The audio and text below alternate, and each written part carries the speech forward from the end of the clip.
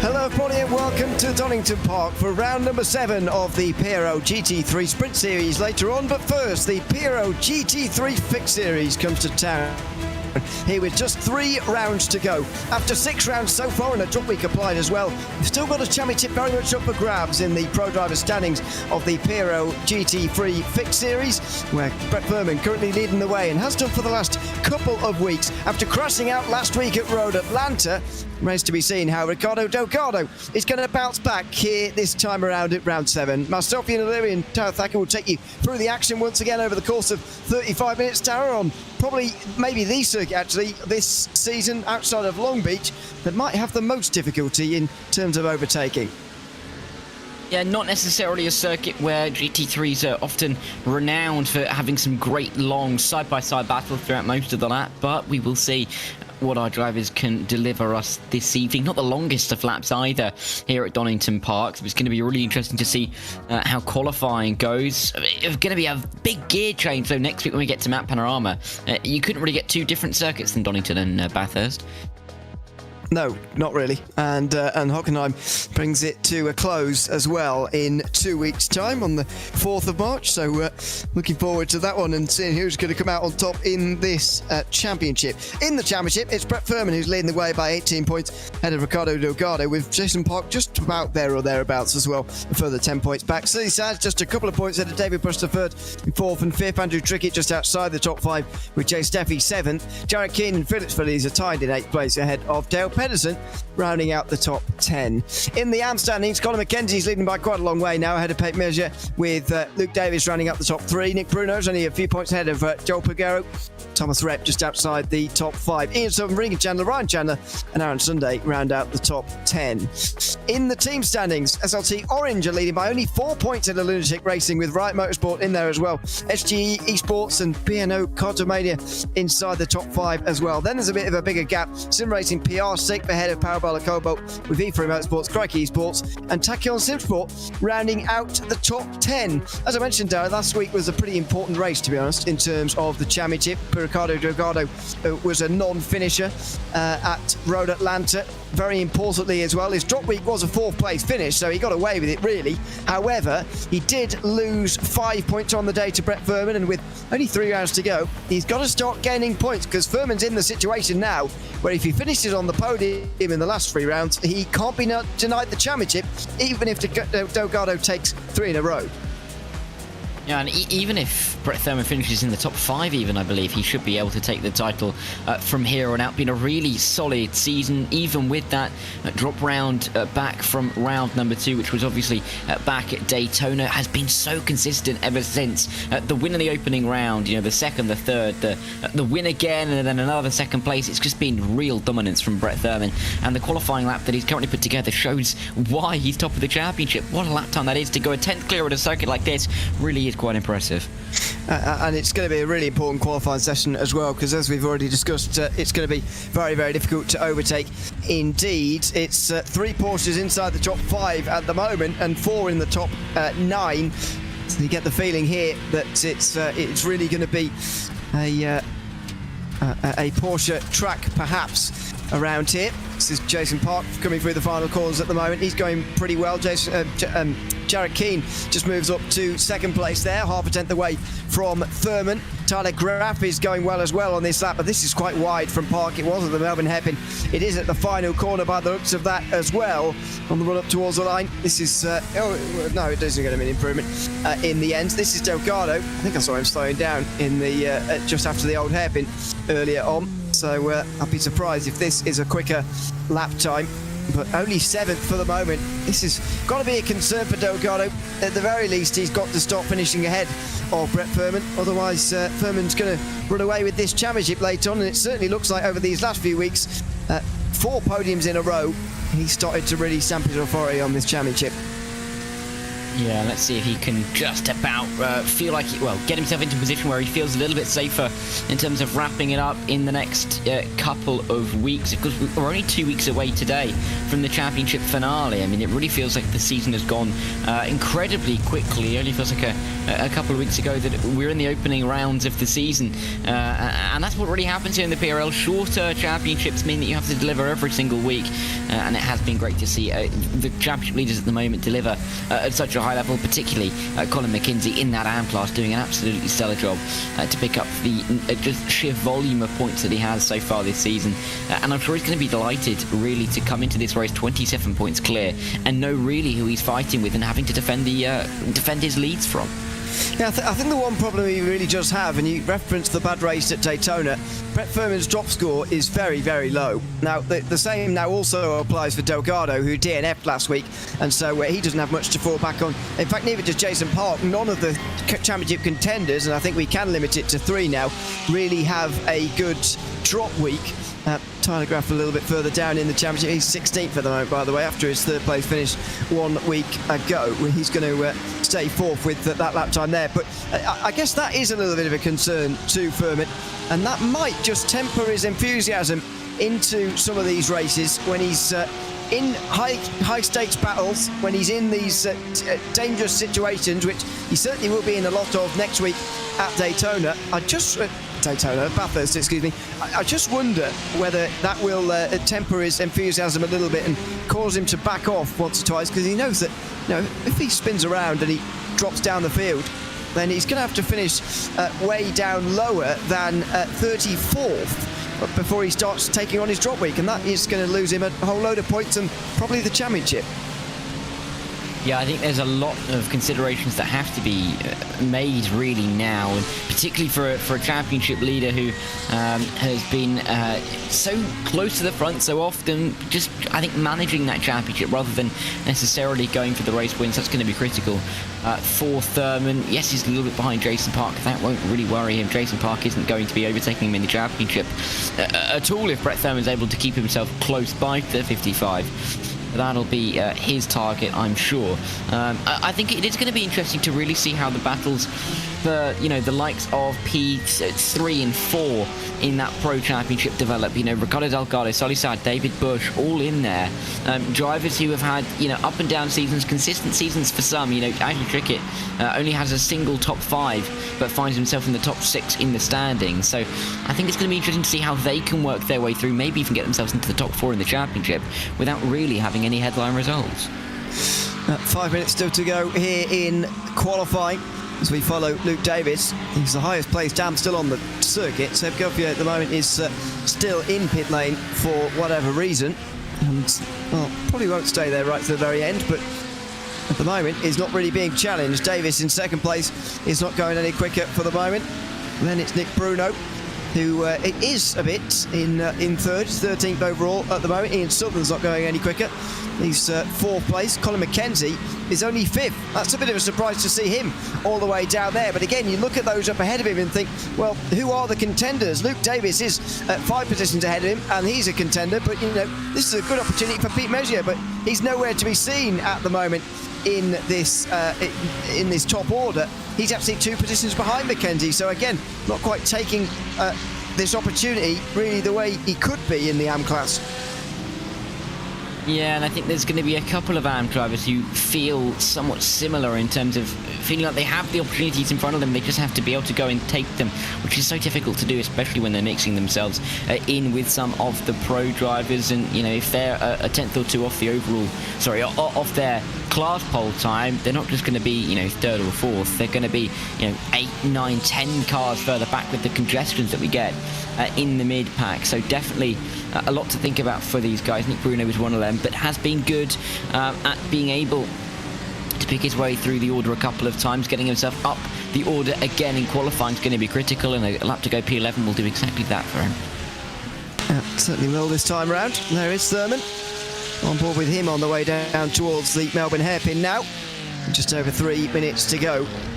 He's not going any quicker this time round, I don't think. Setting himself up for another lap later. Jason Park at the moment has got the current best time, and he is going a bit quicker on this lap as far as I can tell, with just over 3 minutes to go. As we ride on board here with Thurman on the way down the front straight. Seeing if he can pull that Porsche just have 17 thousandths further up the field, maybe into pole position. And Park has indeed backed off on this lap, by the way, so he's not going to be going any quicker at this time round either. In fact, can't see many improvements happening in the top 10 at the moment, so we'll see whether Thurman can make it here and he can maybe take pole position for the 3rd time this season. Yeah, great to see an onboard of Brett Thurman coming down the hill there in the opening part of the lap. Such fast flowing corners as you work your way up towards turn 7 and then into the tightening turn 8 at Coppice, and try and give yourself the best run down towards turn 9 and 10. Keep the car underneath. You don't drift out too far wide. Very easy to just walk it off the road there and get it to the right hand side once again to make your way through this chicane. Of course, if we were using the shortened layout, you'd want to be on the left hand side, but here on the GP loop you want to make sure that you open up that corner as much as possible, because those bollards on the inside give you very clear indicators on where the track goes and where you really have to avoid. Yeah, they look like those things you see on sort of public roads on in England, although you don't see them around very much anymore for some reason. Not as much as you used to anyway, but they've stolen some from the nearby roads, which I live, by the way, and they've just put it on the racetrack, so no, and they're indestructible as well. Over the line, Thurman can't go any quicker, but that's another 26. It's a very good lap time. You want to be in the 26s if you're really in this conversation. Only Park, Thurman and Keane have managed that so far. They are by far the class of the session as things stand. This is Tyler Graff only making his way around the old hairpin now. He's still got quite a long way to go in his lap, but maybe an improvement coming for him here as he makes his way up the next straight, looking to maybe take his 2nd podium of the season if he can here tonight at Donington Park, when he has the one to his name. That came last week, as we know, at Road Atlanta. We'll see if he can repeat that here, and he needs a good qualifying to do that as well. It's going to be hard to move forward later. It is, and I think we're going to see that very evidently, very quickly in the race. We'll see what Graff can do. Of course, he's had a couple of heartbreaking moments. That penalty into the pit lane at Zandvoort probably being the moment that he would like to forget about the most, which is why I can only apologise for bringing it back up again. But he has been so close on a couple of occasions this season. Wouldn't mind getting himself into at least the front row here, but still needs to find a 10th from somewhere as he makes his way into the final corner. Can he just about get the power down through turn 12 at Goddard's and get himself to the line? Let's see for Tyler Graff. 26.8 is what he's aiming at. That's nowhere near, I'm afraid, for him. He did cross the line with a couple of seconds to go, though, with the time still to spare on the racetrack. And through turn one, he'll go again. There's not many remaining of those up front still out there on the circuit. Jason Park, Brett Furman, Jared Keane, Jay Steffi, all in the pit lane. Graf is actually the highest placed driver still on the circuit. It looks like the session's pretty much done and dusted, and if Jason Park's going to be in the conversation for this title, then he certainly needed a qualifying result like that, his second pole of the season. Yeah, absolutely fantastic for Jason Park to get himself into probably the most important pole position of this season, realistically, when you consider how difficult it will be to overtake. David Bush jumping up onto the second row is going to be really important for him. He'll be pleased, and I think he's just set a 1 minute 26. And when I say just, I mean yes, he set a 1 minute 26.999, so he couldn't really get much closer than that. But it's good enough for the second row for the time being. Only a couple more drivers looking like they're going to set an improved lap time. Can Ian Southern move up from 18th, maybe?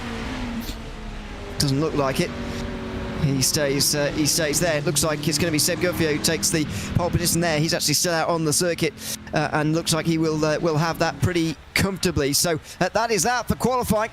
It's going to be Jason Park who's on the pole position in a few moments' time. We'll see the lap that crowned him with that time in a few moments' time, and indeed we'll go through the starting grid as well. But before we get to anything else, let's of course thank the sponsors who make these broadcasts possible here, starting with Logitech G. Logitech G wheels and pedals are equipped with true force feedback to help you feel the road and own the race. Use code PRECISION at checkout on logitechg.com for 5 to 10% off your purchase. Owned and operated by passionate sim racers, Advanced Sim Racing designs and builds the sturdiest and most durable aluminium profile racing simulation cockpits available in the market today. All PRL members also get a 5% discount on ASR products using the Precision 5 coupon code. Racebox offers mid and high-end button boxes for sim racing enthusiasts, from the casual gamer up to the most meticulous sim racing driver. Competitively priced and carefully handcrafted, our button boxes are an enjoyable addition to any sim racing setup. Visit RaceSpotTV and get a 5% discount using the Precision 5 coupon code. ButtKicker products add incredible immersion and realism to every game. Feel every nuance and truly put yourself in the driver's seat. Moradness is a performance lifestyle brand motivated by motorsport and founded by professional race car driver Daniel Morad. For more information, visit moradness.com. Mr. Hedge iRacing Photography. Capture your finest, proudest, or simply worst moments from your hobby in up to 8K resolution. A great addition to any sim room. And finally, get ready to learn to be fast with Advanced Motorsports. Follow them on their socials to become a better driver. So warm-up underway, and a big thanks to those sponsors, of course, as always, who make these broadcasts possible here, live on RaceSpotTV 5 nights a week in the Precision Racing League. This is Jason Park and his lap on board. It was a narrow margin of victory in the qualifying session and for this pole lap, but no less important, as you were discussing before. Yeah, and it's going to be really interesting to see if Jason Park can use this pole position to his advantage, pull away at the front a little bit, give himself a little bit of breathing room in the opening half of the race. Coming through this opening sector, you really do get an appreciation of how fast and flowing it is here at Donington, and therefore how difficult it's going to be to make any kind of move. There's no way you're going to make a send anywhere between turns 2 really to turn 7, maybe a bit of a send up here at turn 8 if you get a run. As you rise over the crest, a little bit of gravity can help you with braking there, but it's still a very fast corner in these GT3s. If we were in some slightly slower machinery, then we may have a little bit more room for racing, but yeah, Jason Park showing here with some really, really good speed exactly why it's going to be tricky. Through the chicane. It does seem to be the way to attack that chicane, to be honest. Going properly over the curbs, now in towards the Melbourne hairpin. It's actually very steeply downhill down there, and maybe more so even than what you see in the sim here. It's a pretty good overtaking chance, to be honest, if you're brave enough on the brakes. Jason Park will make his way down through the final corner off camber as it is, and that is indeed how he's taken pole position here in the Acura. So a car that actually has had pretty good success in the Fixed and Sprint Series of this championship over the course of season 1 of 2025 so far. But last week, just to remind you, it was Jason Park who took the race victory by 3 seconds over a couple of portions, very much on his own in the Acura out front, as it took its second race win of the season in the Fixed Series. 67 degrees Fahrenheit on the circuit, 9:30 in the morning here in April. That is around about where we're going to be starting from as well. It's going to be cool temperatures for both classes here tonight, even in the early April time. 67 is around in the 20s, and that's exactly where you need to be for these tyres, to be honest. But either way, this circuit doesn't particularly put too much strain on the tyres, and this race is not long enough to do so anyway. Yeah, I mean, it's about room temperature, isn't it? 66, 67, about 19 Celsius. Not my room. Well, yeah, neither here. But if I could be guaranteed that it would be that warm on 1st of April, I'm right there for it. I'm absolutely freezing at the moment, and I wouldn't mind it getting a little bit warmer. But it's nice to see that the drivers are almost getting a little bit of that British weather while we're here for the week, because 19 degrees in April is positively pretty warm. Yeah, it's all right. I'd say for April, we had a very good spring about 5 years ago. It was during COVID. Fantastic weather. Yeah, I was outside all the time. On my own, obviously. Anyway, that's on board it, or in the pit lane rather, with the number 4 car. That's Ian Southern, part of the AM class. It's almost as if he's decorated his livery accordingly there. The purple AM number board reflecting the little accents he's got on his livery. Got to say, one of my favourite liveries in the Fixed or Sprint Series. Really like this colour. As you can, I'm sure, work out for Takayama Simsport, currently 10th place in the team standings as well. There's a look at the detail as well at the rear end of the McLaren. Let's have a look while this warm-up session ends at the starting grid for this race. One of the most important starting grids we're going to see all year long. Jason Park, with his second pole of the season, is going to start on the inside ahead of Brett Furman, who's ahead of his teammate Jared Keane. David Bush III is going to be fourth, and Jay Steffi and Tyler Graff on row 3. Not such a great qualifying, I'm afraid, for these guys back here. Dale Pensan still tied on row 4 ahead of Ricardo Delgado, long-time championship leader of this series, alongside the AM pole sitter Seb Gauthier. It's Luke Davis and Colin McKenzie sharing row 6, second and third in the AMs. Nick Bruno's fourth in the AMs ahead of Herb Pineda, another one of the pros. Andrew Venaro and Jay Jensen share row 8 ahead of Buck Hamilton and Ian Southern, who we were just looking at down on pit lane. Robert Jeffries and Nikos Zanidakis round out top 20. And Sean Stecker and Thomas Rep, Pete Measure and Dave Peterson round out row 12. Regan Chandler and Andrew Trickett are on row 13 ahead of Sean Duhamel and Waldo Warden. David Morse and Christopher Rhines round out the top 30. These guys only 1.2 seconds off the pace, by the way. At the front, Ryan Chandler is 31st ahead of Mark Sigalo. Then it's Ian Cabana and Neil Alexander on row 17 ahead of Drew Duessy and Sean Murphy just behind them. Aaron Sunday is 37th ahead of Evander Jonesfeld, Sam Smeltzer, Mark Bray, those who set time. Sean Mulholland, 41st, didn't get out there for that session, and I'm not entirely convinced he's going to get out there for the race either, by the looks of things here. We look like we're going to get 40 starters for this race here at Donington Park. Timing software predicting that it will be 25 laps. Will it be this man at the front at the end of those 25 laps? As I discussed early on, Jason Park needs to be up there in the winning positions if he's going to have a tilt at this championship. 28 points behind, he's probably the lowest down driver in the field in third place who can still have a go at this, but on average he needs to be gaining 10 points a round, and that would require Thurman to be outside the top 5 in every round, with him winning every time. So that's the car that's really his problem, the number 69 Porsche of Brett Furman. Yeah, and let's see what Thurman can do off the start. He really has to try and prioritise. I mean, and 1, turn 2, it's easy to say in principle, difficult to really carry out in practice, but that really is where Thurman's going to have to try and make the move, because otherwise he could find himself losing, 4-5 tenths through that space between turns 2 and 8, and then all of a sudden he's a little bit too far back to make any kind of send on the opening lap, and it's going to become a bit of a procession really early on. So he's got to try and make the jump with Jason Park. Maybe we could see a bit of a concertina effect happen behind as well. Going to be critical for all of the drivers in the mid-pack to get their way through. It's wide here at Donington Park, which means cars can go off of the road and not bounce back onto the racing line, but you don't really want to be counting on that if it starts to get a little bit bunched up in that middle of the field. Around the final corner for the 40 or even 39 drivers who are getting to the start of this race. We are going to see Herb Pineda start from pit lane by the looks of things. As the green flag waves, and already cars going off the circuit here, trying to make places, and one of the McLarens, Luke Brent Range traction there on the outside line, goes straight into the wall. That was not a very smart start from whoever that was on the outside line, I'm afraid. That is not a good start to this race. It is going to be Jason Park who leads just ahead of Brett Furman. Then it's David Bush who's up ahead of Jared Keane, followed by Tyler Graf. Seb Gutierrez made up 4 places. The AM leader already in 6th place.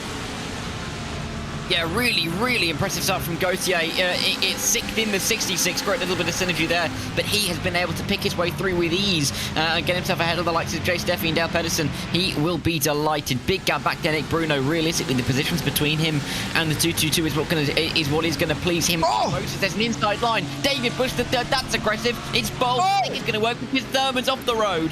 Thurman's off the road, and did he go around there? Did he go around? No, he's just lost a load of speed down the straight here. He's going to get mugged by loads of people here, including the AM leader by the looks of things. Down the outside he goes. Jay Steffi goes through. Oh, that's a disaster for Brett Furman, the championship leader. Not in a good place now. And in the Porsche, it's always very difficult to overtake. We'll see how he gets on here as he settles down here.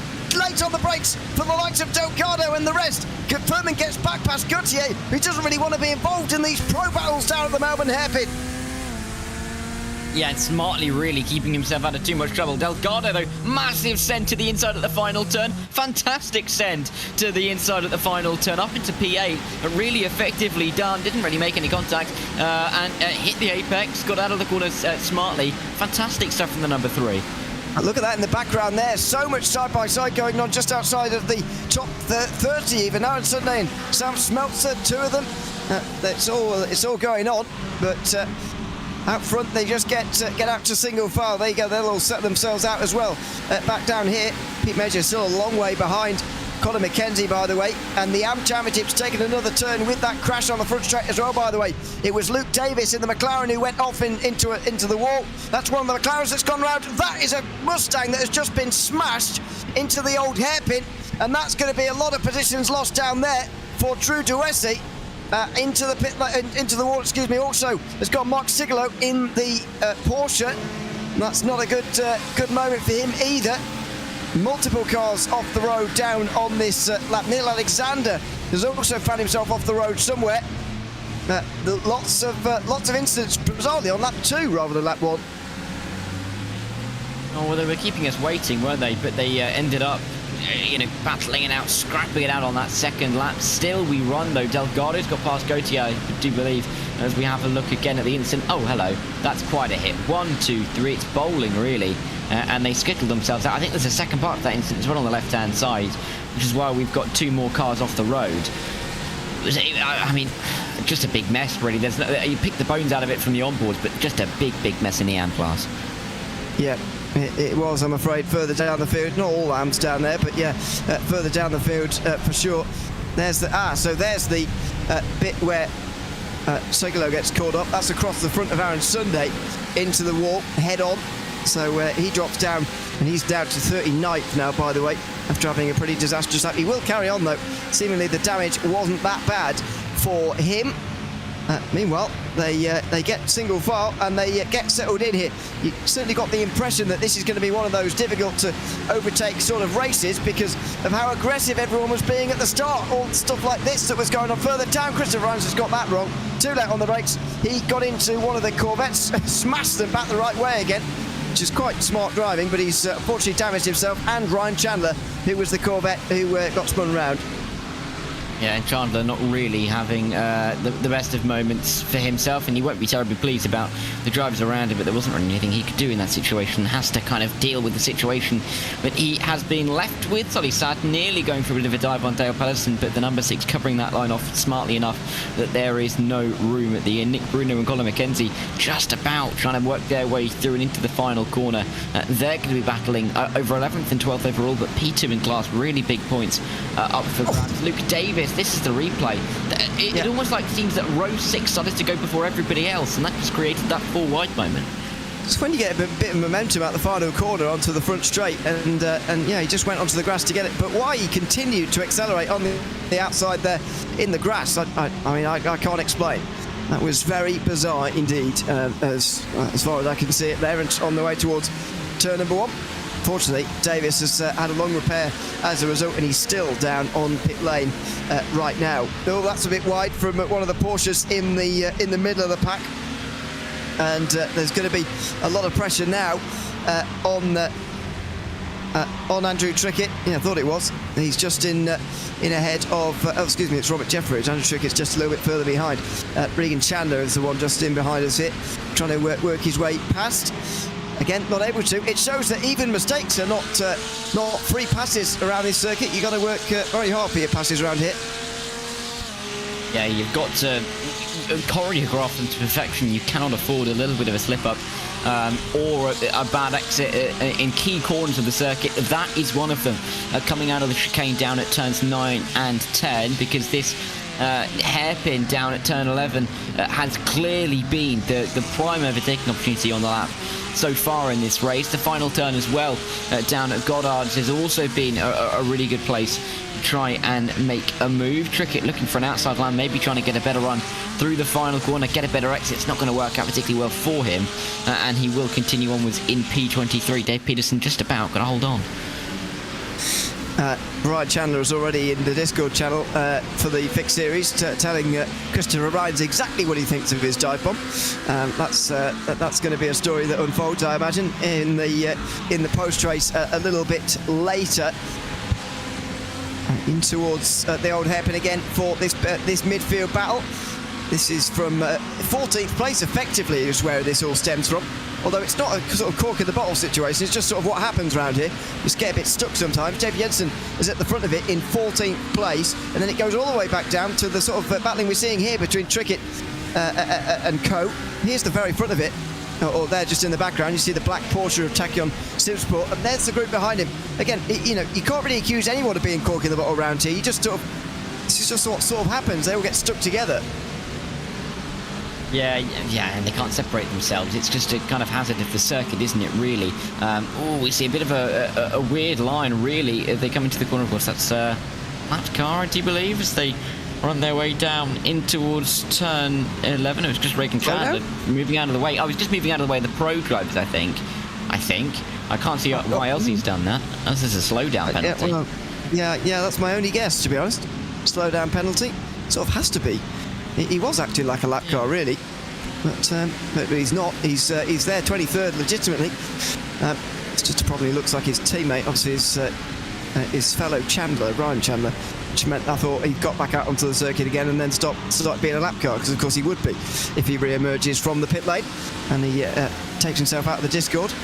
He's clearly seen the replay. He's not pleased with Christopher Ryan, but I think he probably has a case there, that's for sure. Side by side, meanwhile, for the AM Championship leader, Colin McKenzie on the outside of Nick Bruno here for 11th place. That's a decent cutback, but it's not going to get him very far.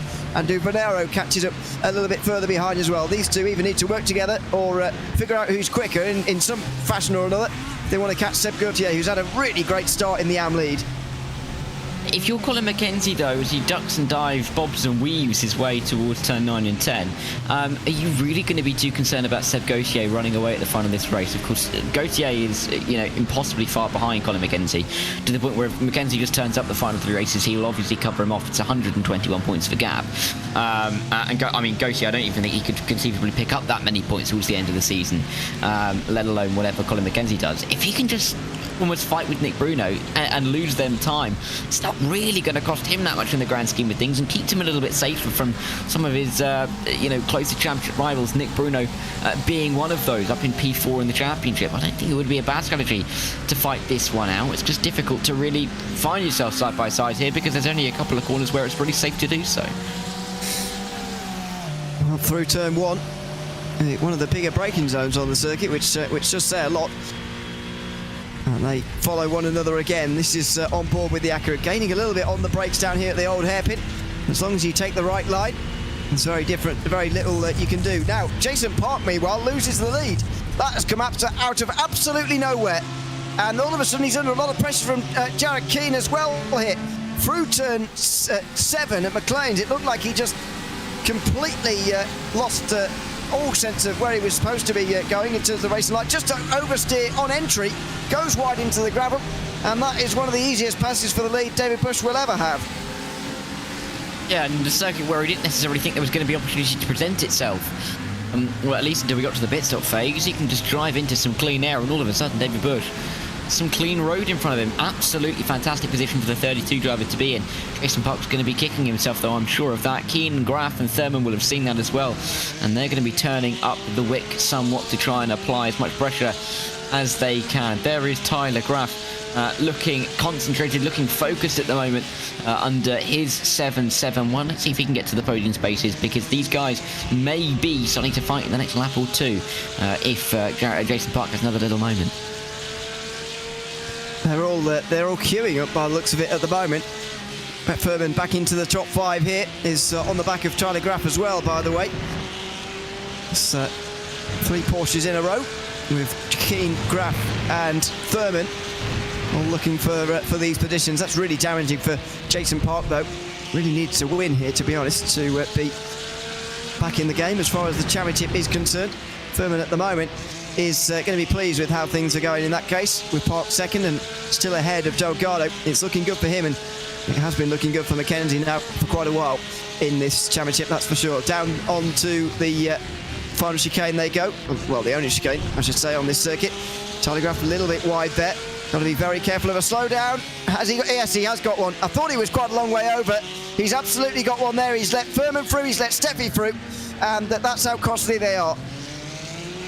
And I think that proves that what we saw a few minutes ago on the exit of that corner before was indeed a slowdown. You lose the position of a couple of cars in the train. Looks pretty much identical to what happened, and Tyler Graf's got a little bit more work to do to get himself back to the front. Really, it's also lucky that those bollards on the inside of the chicane aren't real, because I mean, Tyler Graf would have hit directly into the middle there with the amount of speed that he was taking. It wouldn't have made the front end of the car look too nice, and clearly a little bit more cosmetic and a little bit more of a visual reminder for the drivers where the track limits are, rather than any physical barrier. Yeah, it's very difficult to sort of police yourself, if you like, through that chicane. And you can very easily get it wrong. That's a little bit wide there through the grass as well at the old hairpin. Got to be very careful of the instant limit around here. You wouldn't think it, but actually you do use the grass almost as the line around here sometimes when you're really on the edge. And you've got to make sure you don't do that too many times, otherwise you'll be in trouble with the instant limit. David Bush has not been able to get away at the front of this race since taking the lead. Jason Park has regathered himself, and now he's right on the back of the Audi, but I'm slightly sceptical about whether any of this is going to change until the pit stop phase now. They've had their battling, and that might be that for now. Park might be happy to sit there in second for a little bit. Yeah, I think he probably would be, especially considering the manner in which he lost the lead. It wasn't necessarily the safest for him to even get back into P2. Nearly lost that position. Jared Keane just behind him, so I think for the time being sitting in P2 would not be a bad thing for the 55 driver, and especially with pit stops upcoming, maybe being able to save a little bit more fuel behind the 32. This could be a really interesting battle between the front runners. Tyler Graf coming down pit road. This feels a little bit early. I feel like it's a good idea, to be honest with you. Whether he comes out in traffic or not is going to be a big part of that. But he's just got knocked back. He's just got himself into a load of traffic. Why not come in and try and shake things up a little bit here? Now I can see him looking over to his relative box. He's seeing a load of cars come out right in front of him here. Well, he better hope some of those come in quite soon. He doesn't want to be going through on those guys on the circuit, that's for sure. Where's he come out in reality? 26th place, but there's a big group for 20th, headed by Robert Jeffries, that he really needs to disperse before he gets there. He's got a few seconds of wiggle room, and they're not, that much slower per lap than the leaders after the opening couple of laps. So he has hoped to almost avoid being a part of that big, long train, but really it's going to be something he is going to need to avoid if he wants to be competitive towards the end of this race and recover from that little mistake. Of course, I think that pit stop almost a snowball effect of that slowdown penalty. I don't think he can. I just said Gautier goes around. The AM leader, Seb Gautier, has hit the wall through the fast chicane, I think that is. It is indeed. Oh, careful! Careful! Oh, wow, that was close. That was rejoining right in front of the group there, headed by Jeffries, I'm pretty sure, who's now under pressure from Chandler, down in towards the Melbourne hairpin. Here comes a load of others down the inside. Chandler is going to indeed go for the move here. Regan Chandler up to 19th place as a result of that, and he chops across the nose of the Porsche as well. It's just a slide on the way in there, and he's hit the wall quite hard there. Yeah, and stuck it in, not bouncing back, not getting airborne, not as bad as we have seen it of late. A couple more drivers coming in the background as well, as we see Jeffries try and work his way through here with Regan Chandler and Ian Southern just in behind as they make their way through turn number 1 with less than 20 minutes to go in this race. So easy to do in that chicane, isn't it? Drop the rear end and the car's just going to spin around. Down the hill they go, down the corner curves, and in towards the right-hander. Robert Jeffries' lead of this group has come to a pretty premature end, but the fact that it will have been slowed down by all of that is, again, not good news for Tyler Graf. Can't be overstated just how bad news that is really for him. He'll be in the background here somewhere, this shot. There he is in the Porsche. He's still got a couple of seconds to play with, but goodness me, he can't afford to get caught up here. You know, I know it's frustrating to be caught up in one group up front, but actually that group of 5 he was with for the lead earlier is certainly going faster than these guys, so if he gets himself out of one group to get into another, that would be a real disaster, as Colin McKenzie has taken the AM lead and he's taken another place. Yeah, it really is looking like another impressive evening's work for the number 15 driver. Of course, he's maybe down in P9 if we see Tyler Graf cycle back towards the front, but I mean, that's not going to make much of a difference, is it, realistically? Great drive so far from Colin McKenzie, getting himself exactly where he needs to be. And just behind Dale Pedersen, he's got a little bit of cover, doesn't have to really worry about his own pace, because Sully Saad will know that Dale Pedersen is not getting away too much, won't really force the issue on the number 15 driver as they run their way down the hill once again. So I think Colin McKenzie's going to be smiling like a cat with some milk right now, because he is in a fantastic spot and ready to gain away in the lead of his championship, which he could really start to wrap up this week and next. Look, oh, a look down the inside. Strange line from Dale Pedersen. Looks like he's under pressure a lot from Colin McKenzie here. Up over the top of the hill through the blind right-hander off turn 8, the Coppice corner. Now down the straight in towards the Starkey straight, down towards the Essex, turns 9 and 10. Now, is it going to be the Melbourne hairpin he's setting up for here? He's not quite got the run on the exit. In fact, he's going to be under more pressure himself. Sully Saad has got a much better run there. You want to sort of take a shallower entry, if you like, and a better exit. There goes Sully Saad down the inside. Colin McKenzie needs to be careful. And there you go. Another AM leader goes for a spin. This time he gets going again quicker. Andrew Panero's the closest now, but that was a battle McKenzie didn't really need to get involved in. It was, I mean, Sully Saad was really aggressive down the inside. McKenzie saw him coming, but, oh yeah, not going to be happy in that number 15 car. Venaro, Saad, and now Bruno are the 3 drivers just behind him, and he's now got a 4-second gap to try and close back up to Dale Pedersen. A little bit more work than he would have wanted to do, but that's what he has to deal with. As Sully Saad and Nick Bruno go nearly side by side through turn 1. The up and under may be working for the triple 2, but I think Sully Saad just about going to keep his nose in front. I mean, it wasn't overly aggressive from Sully Saad, to be honest.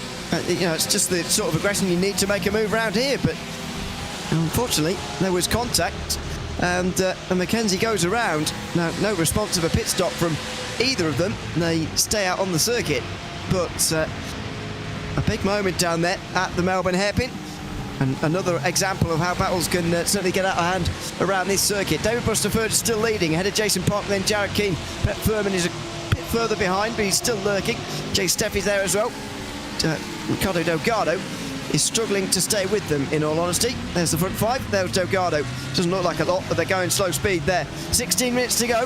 Will any of these guys pit in now and join Tyler Graf, or do they carry on trying to run these tanks dry before they get anywhere? This is another look at Ian Southern down the inside. That looks like Chandler as well, who has been hit there pretty hard at the hairpin. Regan Chandler, yeah, it was. He's down to 29th now, from what I can see. Ian Southern is all the way down in... I've lost him now. No, he's somewhere. That was a very big move down the inside. You know, this is the kind of right level of aggression, I think, but Sully Saad and McKenzie did just make a bit of contact in the end. I mean, lucky that they both were able to drive away from that relatively unharmed in the grand scheme of things. It could have gone a lot worse. Just seeing Tyler Graff pop himself up into the top 16 now. He's got his way through on a couple of AM drivers, a couple of the slower pro drivers in the class, and is now got a 9-second gap in front as Andrew Venaro, something's happened to him down at turn number 4. What has happened to the number 38 car? It would have happened in the background. Oh. Because he was that far off the road, and he's finding new counties down there. He's found himself no longer in the East Midlands. He's off somewhere else and gets back on the circuit again, down in 15th place. This is the leader now, coming up on a bit of traffic. I wonder maybe this is the time where some of these guys are going to start to come in, because effectively the bottom half of the field has effectively all made stops, and if you were already down towards the back of the field, you'd be getting out ahead of these guys. Bush just come in. He was I think maybe expecting to lead a few of them on, but no, he comes into pit lane on his own. And now he needs to hope for some clean air. He needs to hope he gets ahead of Venaro, really. Yeah, absolutely. I think that gap between Trickett and Venaro is probably where he will shuffle his way out of the pit lane. We'll have to see when he drops down off of the jack. It's going to be close with the back of that train regardless. There he goes off the jacks. Through goes Bruno, through goes Jensen. Stecker coming in, Trickett coming in, Venaro staying out, but I think he'll come out nicely ahead. Where is Venaro? Oh, wow. The pit lane. There's Tyler Graff coming through. It's not the biggest of gaps, so Tyler Graff's strategy hasn't worked out terribly badly. Bush went off. He went straight off there at turn 1. He completely missed the first corner as he got back onto the circuit. That might even cost him the lead. With Jason Park now out front on his own with a push slap here, if you like, on lower fuel, Bush just drove off the circuit there out pit lane. Weird moment, not what he needed whatsoever, and has got a lot of hard-fought driving to do over the next minute, really, to make sure that he can stay in the lead of this race. If Jason Park and the likes of Keane and Thurman do indeed come down pit road this time by Tyler Graff, not a million miles away either, so these guys got to be careful and make sure they stop on their marks perfectly. This could be the time. They have been instructed, by the way, the drivers, to inform others when they're coming in this time round, because it's such a dangerous pit entry on occasion. So these three will have been telling other people, oh, it was a slide. He didn't drive straight off. Probably being a bit harsh to him. It's just a bit of a slide through turn 1. Just a quick run through the grass. Has that cost him a lead over these guys? Jared Keane leads them in ahead of Brett Furman, then Jay Steffi. That's a pretty difficult entrance for Furman. You couldn't really see his man until the very late on, late stages there. A couple of tyres taken by all of them, 1 or 2. Just covered by the fuel, and now off he goes. Keane off first, then Furman, then Steffi, in the order that they were before, but Bush is not really getting very far here. Bush is nowhere to be seen. He's going to be behind them all, is he? In towards turn 1, well, he's behind a couple of the Porsches. This is going to put Bush now way down. He needs to really strike while they're getting back up to speed again, otherwise he's lost these places for good. And I think he really has now. He's about a second and a half behind Brett Thurman. He's going to close that, then overtake. Going to be, near impossible here. This circuit particularly, so David Bush really in a bit of a struggling position. Jason Park should cycle back to the lead. Jared Keane and Brett Thurman in fantastic position to try and pick up a podium for the team as well, so looking good for the time being. Bush will be kicking himself at that moment at turn 1. He really will. I'm not sure it's cost him all that time, but it might have done. It may have played a big role there. I think making the early stop and running around on higher fuel won't have helped either when Jason Park was leading the rest of them around on low fuel, but you never know. It really could have, and he's got to slow down now as well. Well, it's going from bad to worse for David Bush, who's had his stint in the lead of this race. It's come to a very abrupt and premature end here as Jason Park comes into the pit lane with Ricardo Delgado, who even might be ahead of Bush now himself. He wasn't that far behind before. Though maybe not, I suppose. Tyler Graff is still behind him after all, I suppose. There is Park on the bottom of your screen, making his way out of the pit lane now. Is he going to be ahead of Jared Keane or not? Close, very close. Here comes the Porsche down the inside. The Acura just slips into second place. So it's the Porsches who have made the time in the pit stop phase, but that's not a very good turn 1. Not very good from Jared Keane at all here. Just Park try and strike straight away here, or does he wait, knowing that Furman's just in behind, ready to help his teammate if this is a battle that happens immediately? Well, it's not going to be the strike immediately option here for Jason Park. He's going to let this one go. He's got 10.5 minutes to find a way back past Jared Keane here. Jared Kane in really inheriting a fantastic position, not done anything wrong in this race.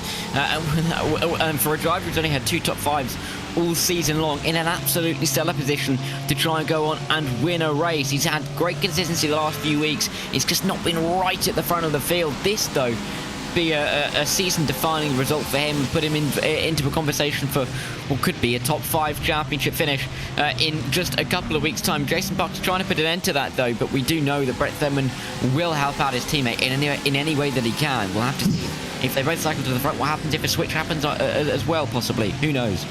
SRT Orange, say for the team's championship, having a fantastic day as things stand. Lunatic Racing nowhere to be seen after David Bush went off there. Colin McKenzie is in the top 10 as well, I suppose, but they're not doing as well as these two are by any means. This is a very good day indeed for SRT Orange. Can Jason Park make it just that tiny bit worse, though? He doesn't belong to a team, so he doesn't care about that, but he certainly does care about his individual ambitions in this race.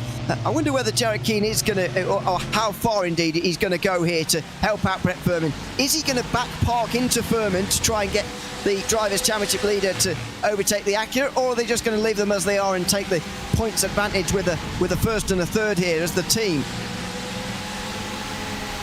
I think realistically, Jared Keane is likely to stay in the front of this trio because Brett Thurman, yes, he's losing points to Jason Park, but with the point for the fastest lap currently going to the number 69, he'd only be losing 1 point right now to Jason Park, and that is by no means a disaster. The championship lead would still stay at 27 points, and it really would be there would be much bigger concerns if Brett Thurman was in a position to lose those 27 points realistically. So I don't think he should be too worried right now, and he can still try and find a way through in the final 8.5 minutes. Clearly has the pace, even without any holding up from Jared Keane. Jason Park already looks like he's struggling, so I think Brett Thurman should be able to deal this one on his own by rights.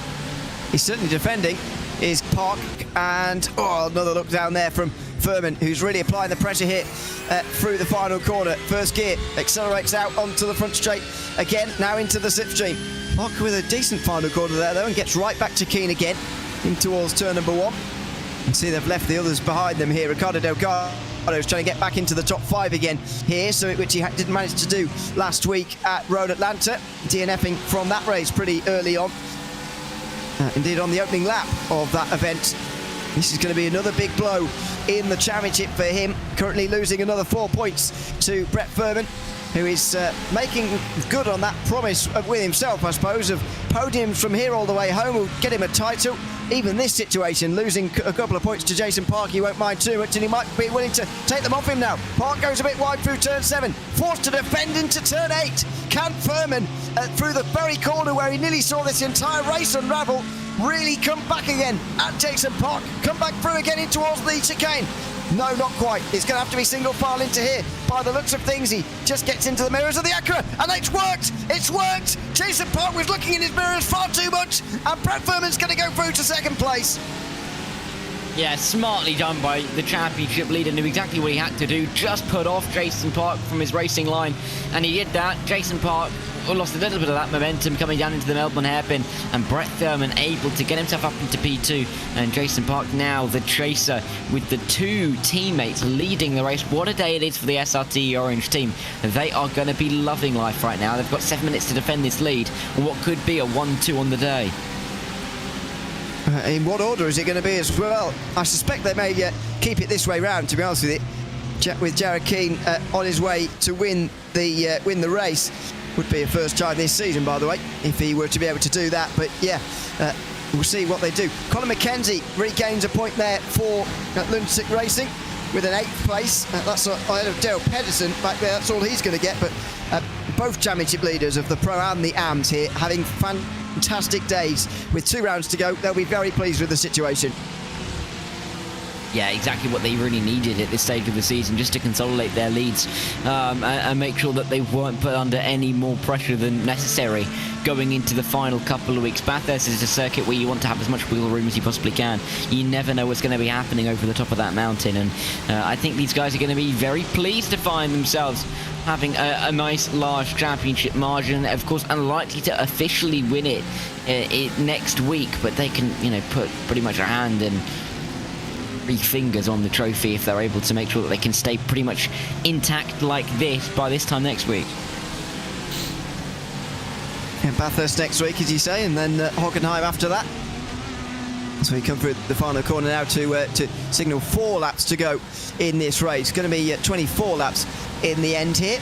Should get another 4 out of the Sprint Series drivers, though, a little bit later on. Stay with us here on RaceSpotTV after the conclusion of this race. Reaction from this one, followed by the PRL GT3 Sprint Series. There's still plenty of goings on to happen yet. Robert Jeffries has spent a lot of this race falling backwards, I'm afraid. 19th place started. He's now down to 30th. Just been freight train there. Evander Jonesford is now at the front of this group, followed by Pineda there, who just went very wide, and now he's pulling out the way of even Ian Southern. Not sure he's got a drive through quite, but he was just defending. He is still on the inside of Southern. He's come through from the pit lane, of course, so this is technically 12 places gained now for Pineda, and there is the 12th, up to 28th, though. Yeah, really good to see him making a couple of moves, even if it is right down well, for the back in the order. As Ian Southern now battles it out through the final turn. Nearly a move for him, but he's now going to have to contend with the 803, trying to work its way through as they're on their way with turn number 1. Inside line to be able to get the move done. So, no! Oh my word! Great avoidance from Jeffries there. Unbelievable avoidance. I think that was... yeah, it was Seb Guttier, wasn't it? In the McLaren. Again got around and just having a very difficult race after such a great start. Knocking on the door of a top 5. He was in the top 5 briefly overall. Now he's outside the top 30. He's having a disaster, but how Robert Jeffries managed to avoid the stricken McLaren there, I do not know. Neither do I. Gauthier was stranded, probably looking to his right, you know, wailing, please don't hit me, because that is a horrible spot of the circuit to be stuck into. Relatively blind through turn 1 here at Donington Park. You're not really going to see too much. Let's see what happens. The rear end goes much like it's been really at turn 9 and 10, and then he's just sat at the middle of the road. Well, yeah, I don't quite know how he's only been clipped on the bumper. Well, and also, actually, to add on to Jeffries avoiding, Andrew Trickett, just before that, his teammate, did an unbelievable bit of avoidance as well. Remarkable from the both of them, but they've got away with it. Now, the battle for the lead might not actually be over yet. 2 laps to go at the line. Jared Keene's been caught here by his teammate pretty convincingly. I think they want to lead them this way round, but at the moment it's becoming increasingly untenable, this situation for Jared Keene, because he's under a lot of pressure, and it's letting the Drivers' Championship leader get under a lot of pressure as well from one of his main rivals, Jason Park. Even the likes of Ricardo Delgado, who hasn't quite had the speed here this afternoon, is starting to get involved. 6 for the lead with 2 to go. Yeah, they will have, I mean, limited opportunities to lose this, really, from now is how you've got to think about it. Because Jason Park has only got a couple of more opportunities to try and make any kind of move on Brett Thurman. You think down at now that the turn, well, it seems that turn 1 is off the table, down at turn 9 and 10 at the chicane, down at the Melbourne hairpin, and at the final hairpin on this penultimate lap and the final lap as well are probably the only spots where he is going to be able to have a go. But Brett Thurman looks by no means safe right now in P2, and this could all go awry very, very quickly if Jason Park goes for an opportunistic move. Exactly, that's what I'd be worried about as far as on their team, to be honest, but maybe they've got a lot more confidence than that. He's crawling all over the back of him again here. I thought Park would be 3rd place for good after he was overtaken actually by Thurman, but that has been shown to be absolutely not the case here. This is going to be a close run thing in the final laps of this race. 2 to go as we've gone past this time round. 1 to go when we get to the line. It'll be white flag in hand for the starter. It's just a bit of smoke in the background there, a bit of dust being kicked up. 2 Porsches followed by 2 Acuras, followed by an Audi and a Corvette here at the front, and that's a good line from Park through the chicane. Very good line. If it's legal, then he'll have a chance down here into the Melbourne hairpin, and it is. He's going to have a look. Thurman moves it over immediately for the right-hander. They'll all stack up. Now Park will try and turn underneath him here through the penultimate corner and get the run, but you're never going to out-traction the Porsche, and Brett Thurman survives. Jay Steffi now looking for the move for the inside line at the final corner. Can he try and pick off a podium position here? Wide goes Jason Park. Jay Steffi has a good run. He's got the exit. Jay Steffi to the podium spots with the white flag in hand. And Delgado got past Bush in the background as well. Steffi does get through onto the podium. Park's not going to let him have it easily. He has a look down the inside towards turn 1, but he can't quite do it for the moment. The two Porsches are going to run away with this. They can't believe their luck. Park had one chance to go for it at the Melbourne hairpin. He didn't quite do it. He didn't get the exit he needed, and Jay Steffi just took advantage of that.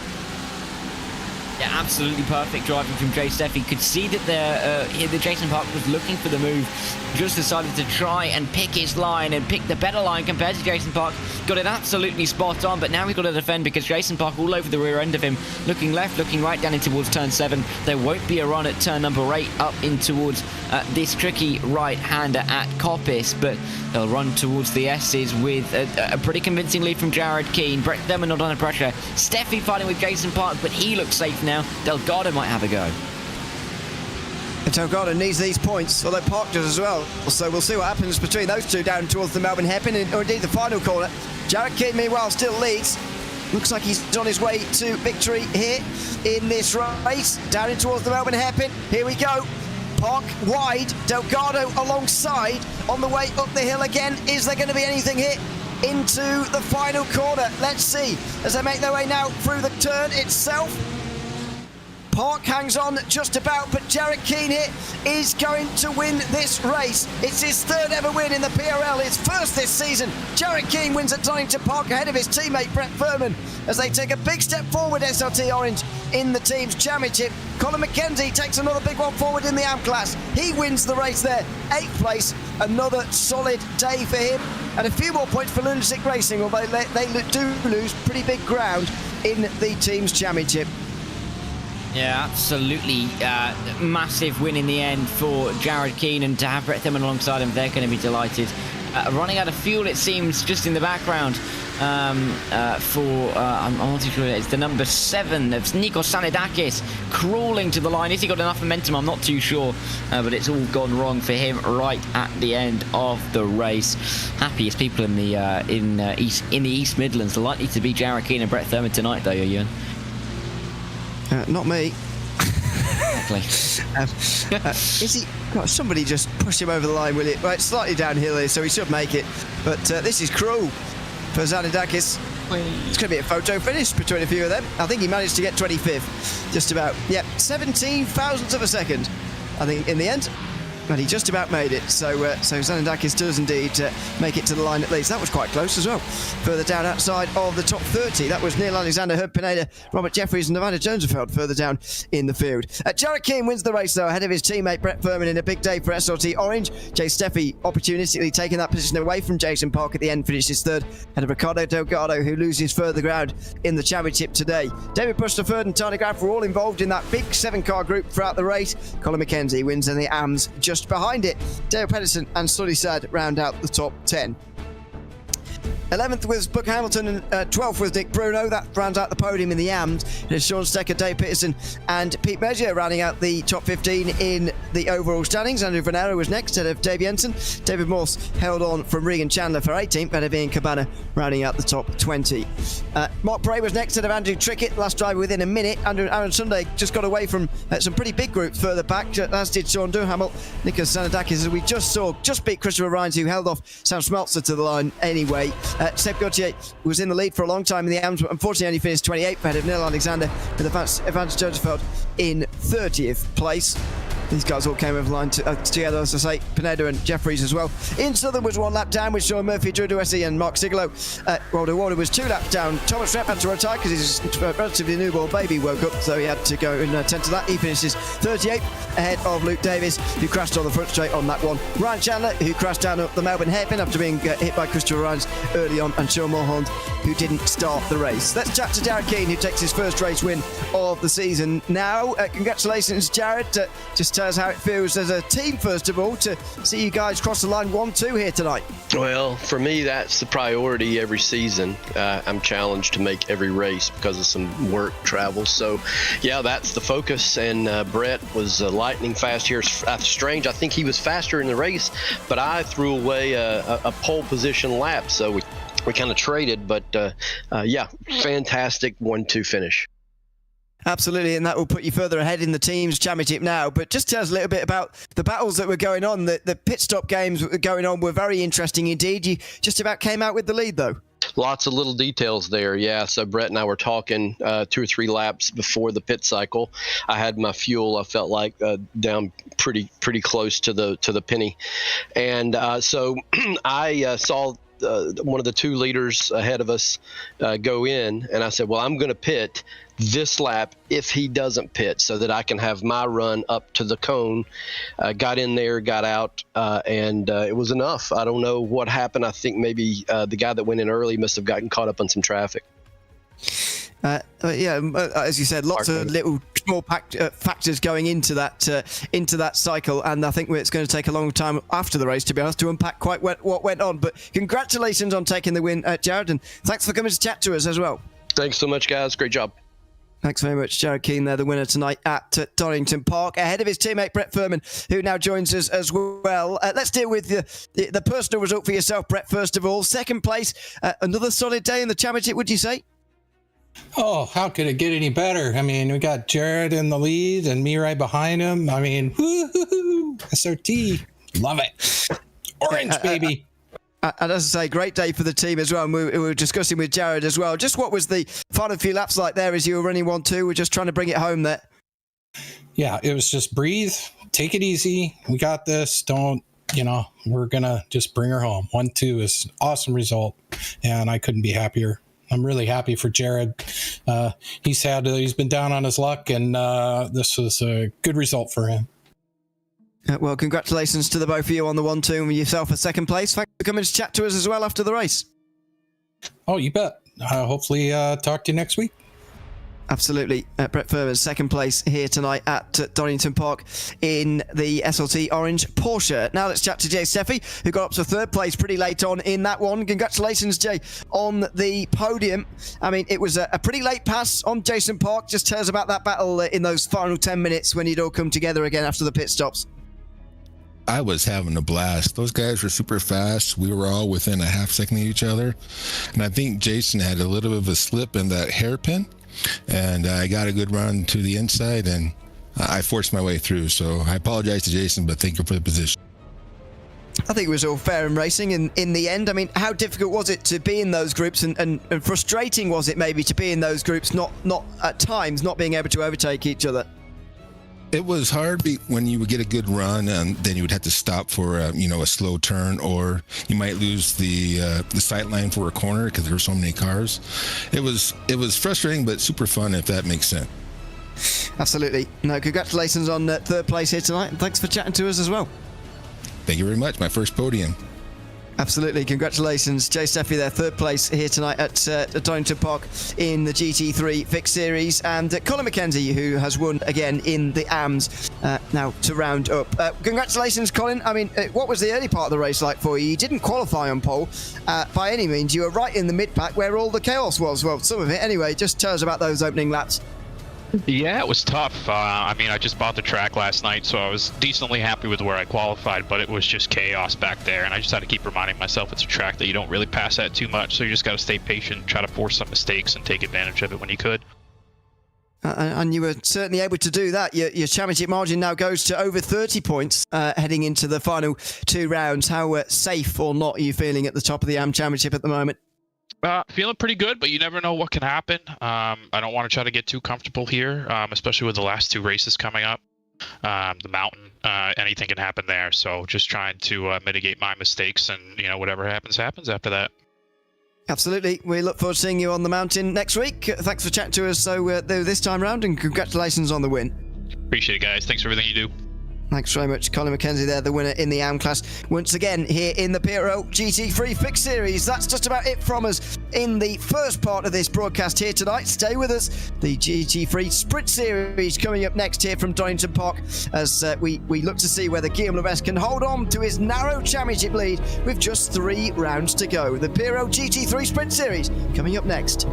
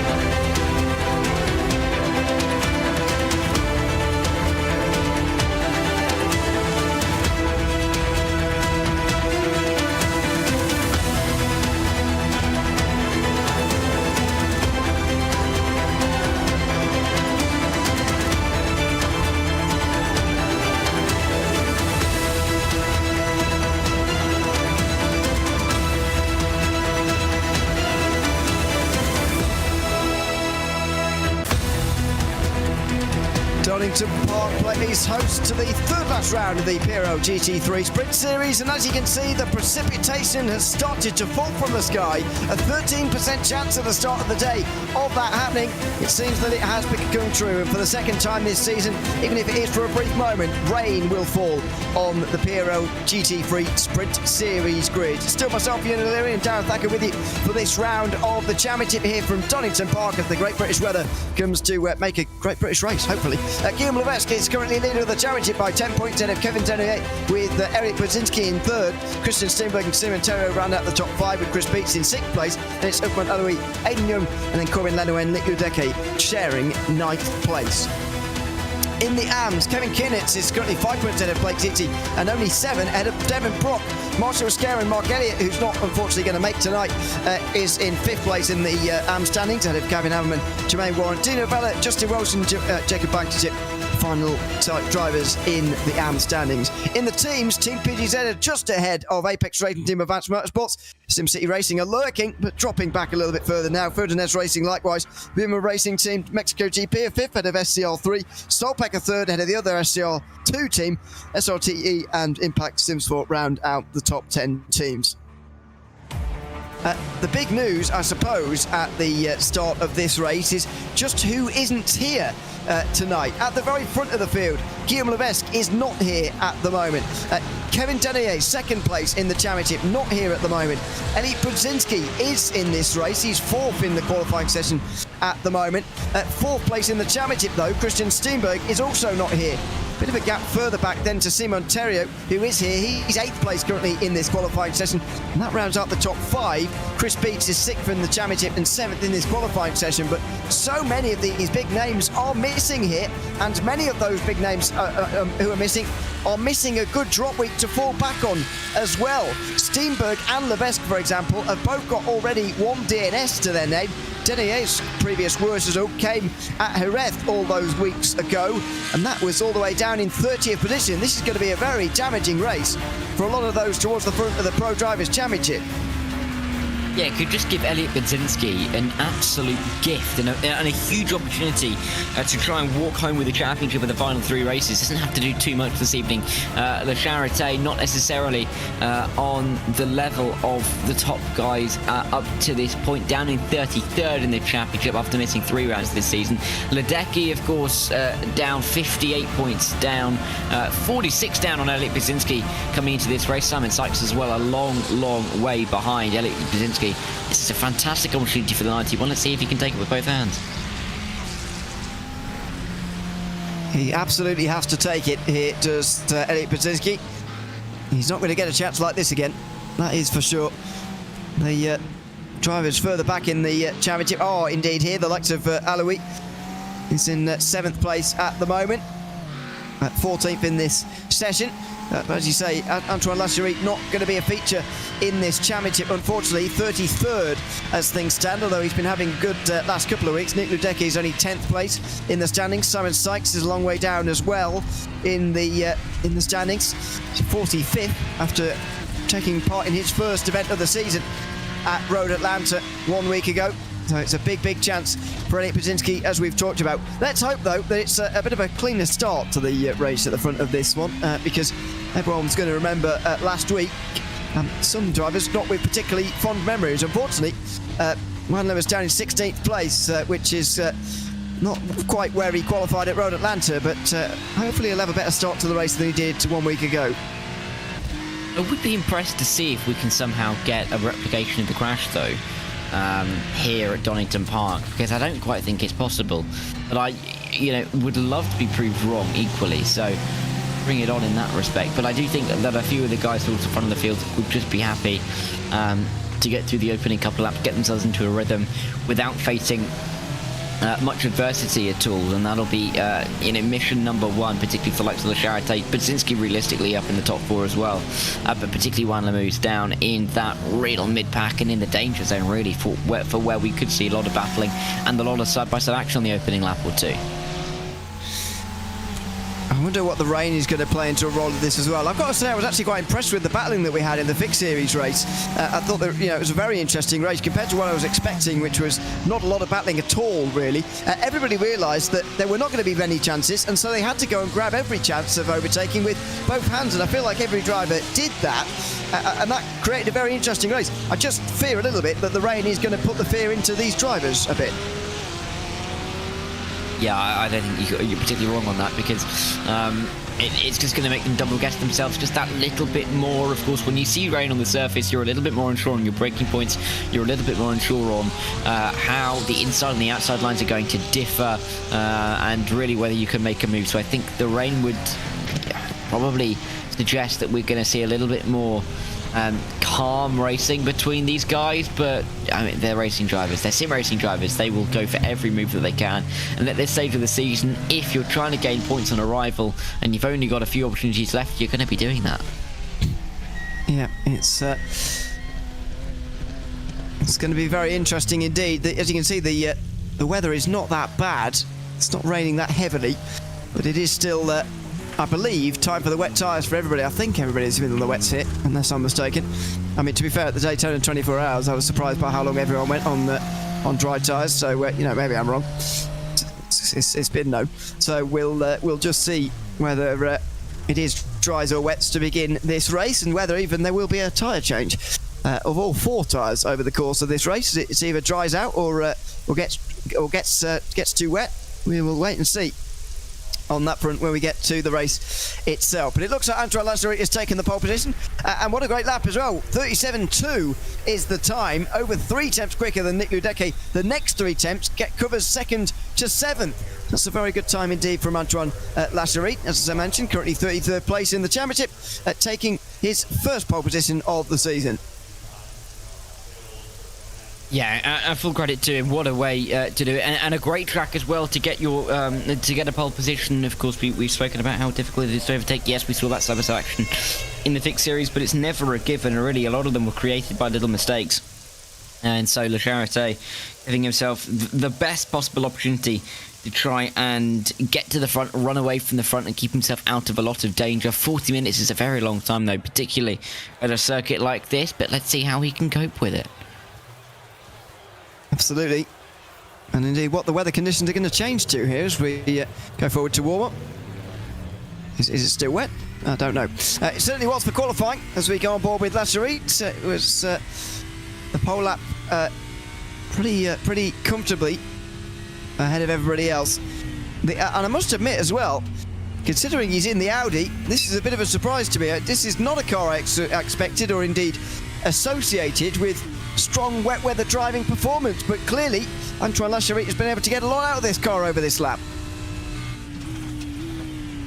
Yeah, really impressive to see him working his way down and not getting distracted by cars spinning off in front of him as well. That's always a key, isn't it, as you're on your way down underneath a little bridge with the plane on to signify at the nearby airport. Then you run up towards turn 6 and turn 7, of course, get it to the right hand side, taking a far tighter line than we'd probably see in some dry conditions, riding it out as wide as he can onto the exit curb as well.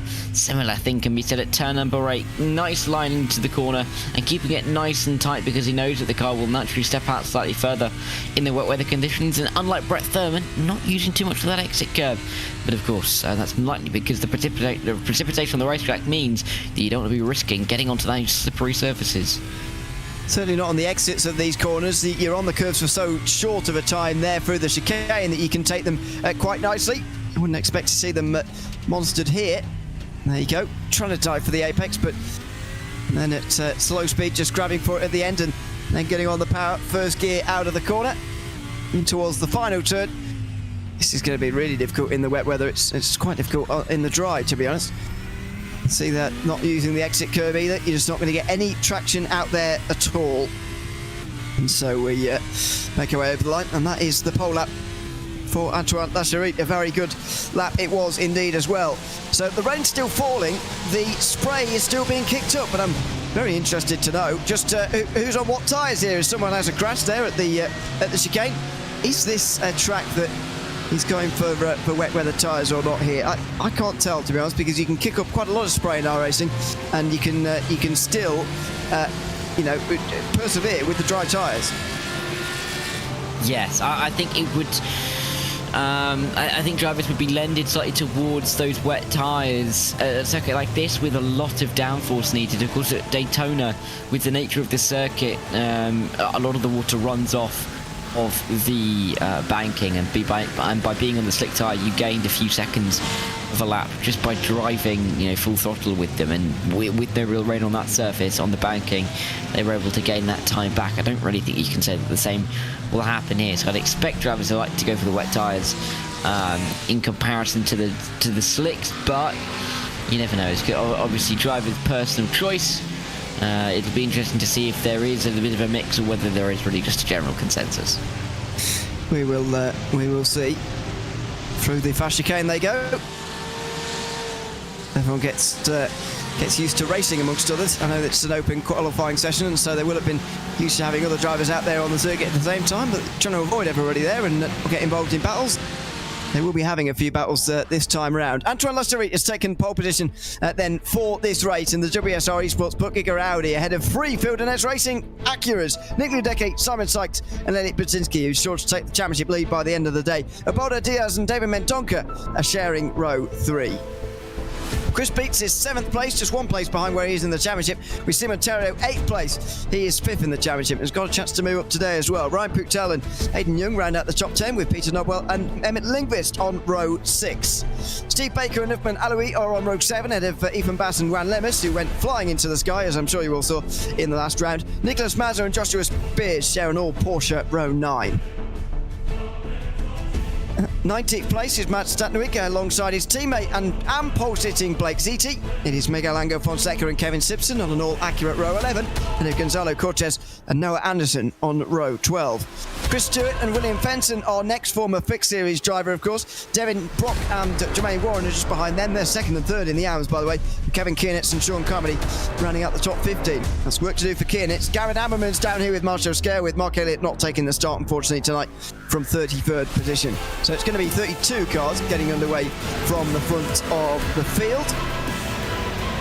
And in the AM Championship, that's a great qualifying from Blake Ziti. We talked to him at the end of last week at Road Atlanta.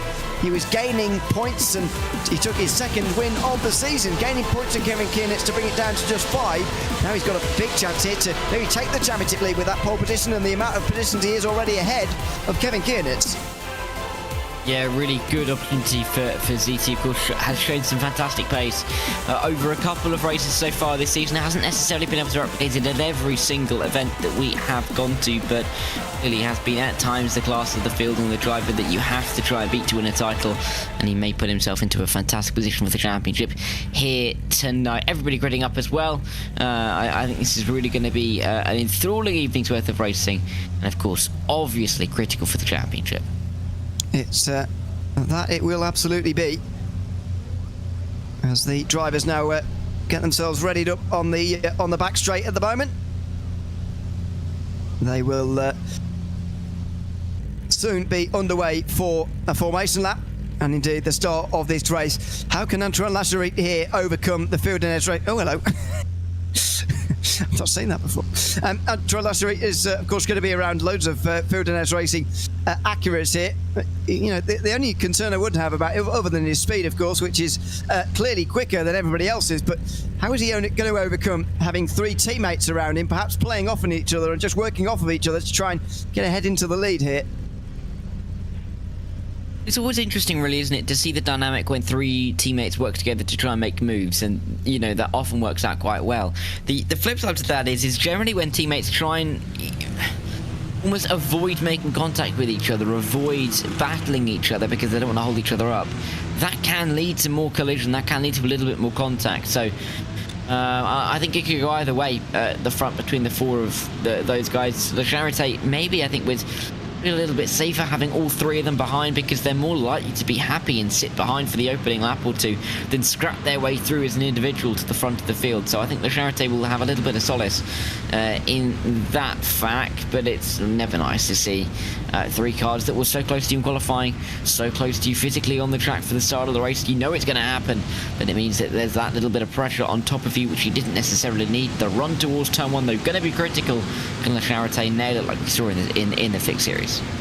Even colder track conditions here for this race than it was for the last one, so keeping tyre temperature in the window that you right need is going to be a bit of a problem here as Lasserit goes very wide through the final corner and then goes. Yeah, he's going to completely take the entirety of the front straight here and go when he wants. The green flag now does wave, and the Acura's behind left scrambling here to try and stay with him in towards turn one. Does everybody get through cleanly here?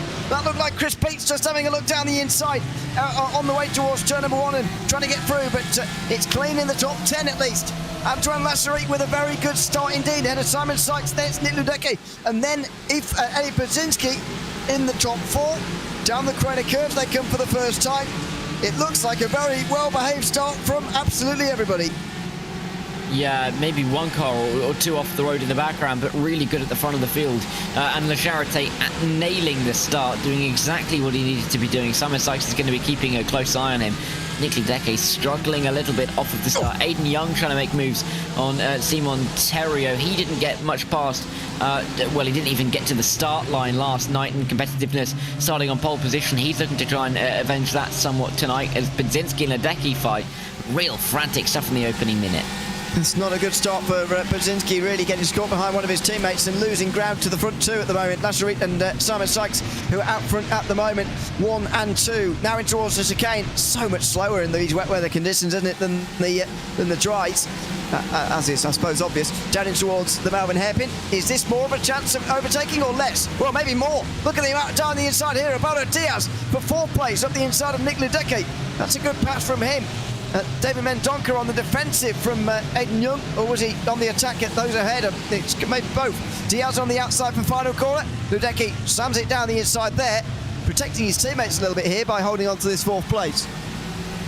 Yeah, but he's just sliding backwards at the moment, isn't he? He's not got much pace underneath him in that 16 car. Valder Diaz clearly looks a little bit faster in number 8. Chris Beats may try and come through as well. Mendonca, and then of course Young, Puchel, Theriault, Alloy, Lingfest. I mean, they're all going to follow in tow, being the second lap now. They'll run down the hill through turns 2 and turns 3. Ledecky just about holding off of Valder Diaz and Chris Beats for the time being. Yeah, you're not particularly confident in how long that's going to last after what we've seen so far. Out of the old hairpin they go. Nick Ledecky doing, oh, that's a big slide. And all of a sudden, some of these corners become corners, if you like, through turn 5 and turn 6. You don't think about them in the dry at all, but that's just under Starkey's Bridge there, and that is a real moment. There's all sorts going on back here. There's a couple of Porsches down in the wall and down in the gravel, down at the back of the field. Peter Nobwell's one of them, who's off, I'm afraid. Chris Stewart as well.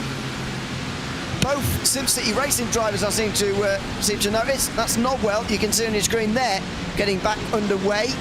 But we've also seen Chris Stewart off on this lap, I believe. So that's 2 SimCity Racing Porsches struggling on this opening lap, as far as I can tell. And there's William Fenton, who seems to, he's just getting back underway again.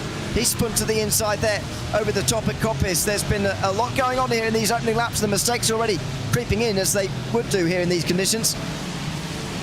Yeah, the critical stage of the race really is showing up a couple of the drivers and showing a couple of mistakes that we don't necessarily see from them normally, but this is the real, or these are the real pressure moments for a championship. We are seeing who can perform in these circumstances. Simon Sykes is performing well, going even faster than everybody else last time around to set that purple fastest lap. Mendonca, Young, Puchel still behind this battle with Beats and Diaz and Ledecky at the moment, but looking at how close some of these cars are running, you wouldn't rule out a move or two in the very short future. And you feel like it could happen anywhere really. If you get a bad exit somewhere at a corner you would normally have no worries with, in the wet it carries a little bit of an extra dynamic, and all of a sudden you have a little bit more difficulties making the move as Aiden Young sends it up the inside of Mendonca. Side by side they go into a big puddle there, by the way, on the outside for Mendonca. That's not going to do him any favours. And Young's going to get through here on the inside of Coppice. That is surely going to work out well for him. Maybe Mendonca can use some of the traction of that Porsche. Not really. Young is moving forward. Don't forget, he got past Ryan Puctel, I think it was, in towards or into McLean's earlier on in the race. I think it was Puctel anyway. Might have been somebody else, but he's certainly on the march here. Aidan Young up to 7th place at the moment. Down towards the hairpin they go. And it's going to be as you were, I think, in the top 10 as they'll concertina together. That was Uthman Alawi, I think, running a little bit wide there to try and get out from behind Simon Theriault, try and find a way past him, but not for the moment. And they'll be single file through the final sector here, but certainly encouraging to see some of these guys making moves in places where actually it wasn't really possible in the Fixed Series race in the dry. Yeah, it's always positive to see drivers being able to find new places to make a move. Of course, we want to see as much action as we can up here from the commentary box. I think that down on the circuits, drivers may find themselves being a little bit more cautious than we can otherwise sometimes want them to be. But good to see that we are seeing moves pretty much all the way around this Donington Park circuit, which, you know, on paper doesn't look like the best of tracks to go racing in a GT3. But now, near true for Theriault. Theriault goes off. The rear end started stepping around. He was able to save it, but he's dropping down 4 positions down to 13th. Puctel was all sorts of offline there on the way towards the old hairpin, and Simon Theriault just went wide himself. Lost a few positions. He's now outside of the top 10. Looks like he'll be losing further ground in the championship here tonight, by the looks of that. Eddie Brzezinski's not really been able to get anywhere closer to the front two, who are running away with this at the moment. And Nick Ledecky is still a bit of a cork in the bottle here, making you wonder a little bit how he managed to qualify where he did. Look at these two, miles out in front of the rest for now. That's right, under very little pressure.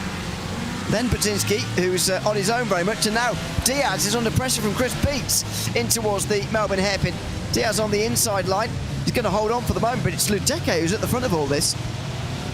Yeah, and Ledecky, who's been struggling all race long, of course, started right at the front of the field, dropping 7 seconds off the back of Le Charité in the space of 7 minutes. It's just not been a good start at all for the number 16 driver. Not quite been able to hack it in these wet weather conditions so far. Remains to be seen whether it will dry a touch towards the end of the race, but with track conditions as cold as they are, wouldn't imagine that the water is going to necessarily evaporate away from the surface, and therein lies a key problem in the UK with rain settling on surfaces, particularly on a racetrack. It doesn't lift very well like it does in other parts of the world, and we could be getting or facing a little bit of that here tonight. It doesn't really look like it's the conditions for drying up, unfortunately. The clouds are going to remain even if the rain doesn't here over the course of this race, by the way, as we saw from the forecast earlier on. So it's going to be very difficult for the moisture to be moved. This is a good chance for Young again. Aidan Young has not qualified as well as he can race, quite clearly, because he's all over the back of Chris Beats this time after passing Mendonca and I think it was Theriault earlier, but can't quite remember. He certainly made up 2 places in open play, as it were, only just 20% or so into this race. He's still got a very long way to go, of course, to the major places up front, but at the moment he's making a very good start indeed in towards the chicane. He's not quite got the run he needed through there to make a move, but Puctel certainly has. He moves alongside of David Mendonca now, and this is going to be a pass for 8th place for Ryan Puctel on the inside line. Parks it where he needs it, and that is him moved up to 8th place. Pretty much textbook stuff there from Ryan Puctel. Exactly what you need to be doing into a hairpin such as that. Get the car stopped into the apex, cover off any kind of exit that the driver who you're overtaking could be getting, and get yourself out of the corner smartly, get yourself away and try and look at the next car up the road. It's really good stuff from the number 21 car. He'll try and look towards the back of Aidan Young to gain back, to gain into the top 7. Aidan Young himself looking at the back of Chris Beats for a top 6 in his charge. In this race, not even quite a quarter of the way through here. Still a very long way to go for these battles to continue to develop. Blake Ziti, I think, has been off the road. He's certainly been losing places in these last couple of laps. He's no longer the AM leader as he was in qualifying by quite some distance. Devon Brock is now leading in 21st position in the AM class. That is meaning that Brock is going to gain points on Ziti and Kienitz. Ziti, by the way, still gaining on Kienitz, so a lot of story to tail down there a little bit later on. This is Aidan Young still trying to get past Chris Beats and try and deflect from that. He's trying to get through on Alberto Diaz, but it's not going to work. Aidan Young's seen that before, and as soon as Beats has been knocked back, Young's going to go for this on the inside line. He's still there, and now he's going to be given the slipstream by Diaz as well, who's clearly got a favourite in this battle. Beats will be on the inside line. He's going to break too late as well, so surely Young is going to have the better line here through the chicane to go on the exit instead. A big slide from Beats on the way towards the Melbourne hairpin. He's going to move it over here to the right-hand side. Young again forced to go around the outside, and again he can't do it here, so this is proving to be a struggle, although he does look quicker. Yeah, he's clearly got more qualifying pace than he does race pace under that car, but he's just not quite able to show it, with difficulties in making the move being very much apparent as we cross over that quarter mark in the race. 30 minutes of racing left to run here at the Donington Park circuit, just outside of Castle Donington, of course, and not a million miles away from the likes of Nottingham and Derby, some great British cities, which of course, if many North Americans watching, are great holiday destinations here in the that you and would recommend them. I'm not sure tourism. Well, we've got decent tourism. Meanwhile, down the inside for Diaz and through on Nick Ledecky. And in the background, Puktel goes round. That's right, Puktel from 8th place with a big spin. Meanwhile, there's going to be contact there. There's going to be contact between Ledecky and Diaz. Oh, there was! Into the wall for Nick Ledecky. And that was always going to happen. You could see it happening through turn 6. I mentioned the corners that become corners in the wet compared to the dry. That's one of them. And unfortunately, Ledecky and Diaz have made contact. Diaz has held on. He's still 4th. Oh, there's the replay. That's what happened. It was Diaz on the inside of Ledecky who ends up finding the wall. Yeah, I thought it was a live picture for a second there. It scared me. Maybe I should talk about the tourism situation in the East Midlands a little bit more, because that seemed to spice up the action very briefly there, but not exactly what Ledecky would have wanted. Back to live pictures then, with him just about ahead of Ryan Puktil and Juan Lamousse, who is of course recovering from a poor qualifying result. All of that promotes the likes of Aidan Young to the top 5, Chris Beats to the top 6. Let's see if they can use these positions to their advantage. Would not be surprised to see the 427 of Young on the podium by the end of this race.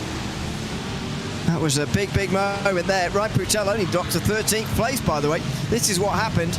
You see it in the background, by the way. There goes Puktil. That's on his own. You can see that, but this is from the start on the outside line. It's so slight contact, isn't it, with Nick Ledecky there. Great avoidance as well, by the way, from Chris Beats, who loses a place to Aidan Young in the process, but he drove through the grass effectively to avoid losing places there. And Ledecky in the end gets it back on the road. So Ledecky and Puktil both go around at least half spin, and now they're fighting between themselves for 12th place.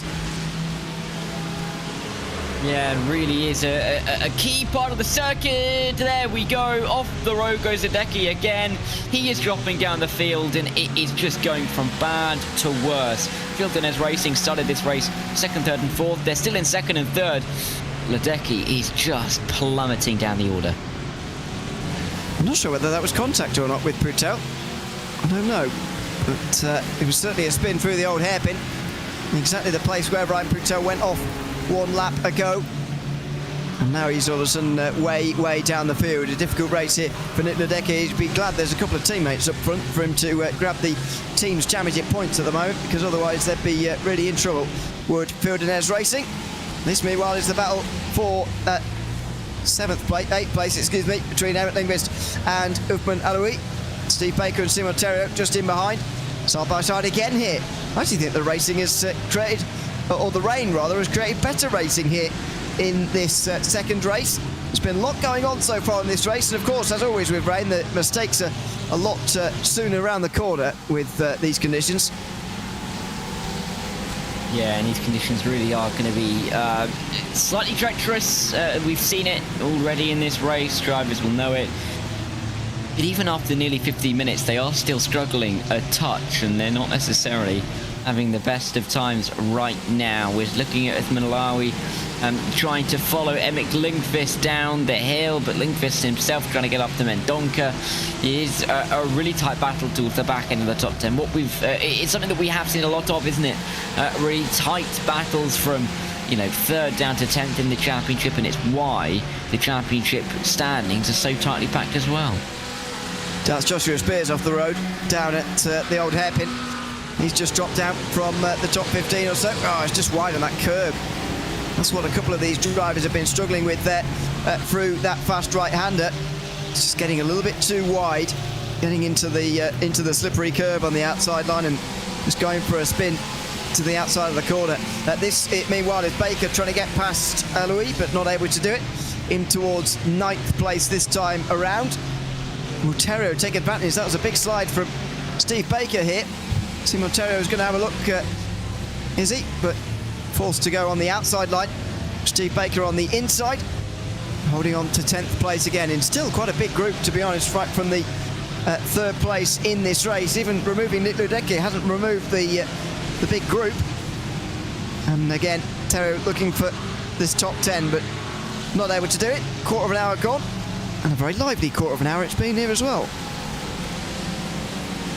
Yeah, it's been frantic to say the least here at Donington Park as they work their way in towards turn 1 once again. Yeah, for Ledecky, it really is almost as if we've just picked him up, chucked him out to the side as if with a me character, and just getting it out of the battle, but at the same time leaving the group intact and leaving the battle very much up for grabs. Only about 6 seconds from 3rd down to 12th right now. A huge train of cars, so by very, very little time in comparison. It's that 13-second gap between Simon Sykes and Elliot Brzezinski for 2nd and 3rd at the moment. Top 2 are away, the rest scrapping over the rest of the top 10. Some decent points that go with it, but it's not points that are going to set the world on fire.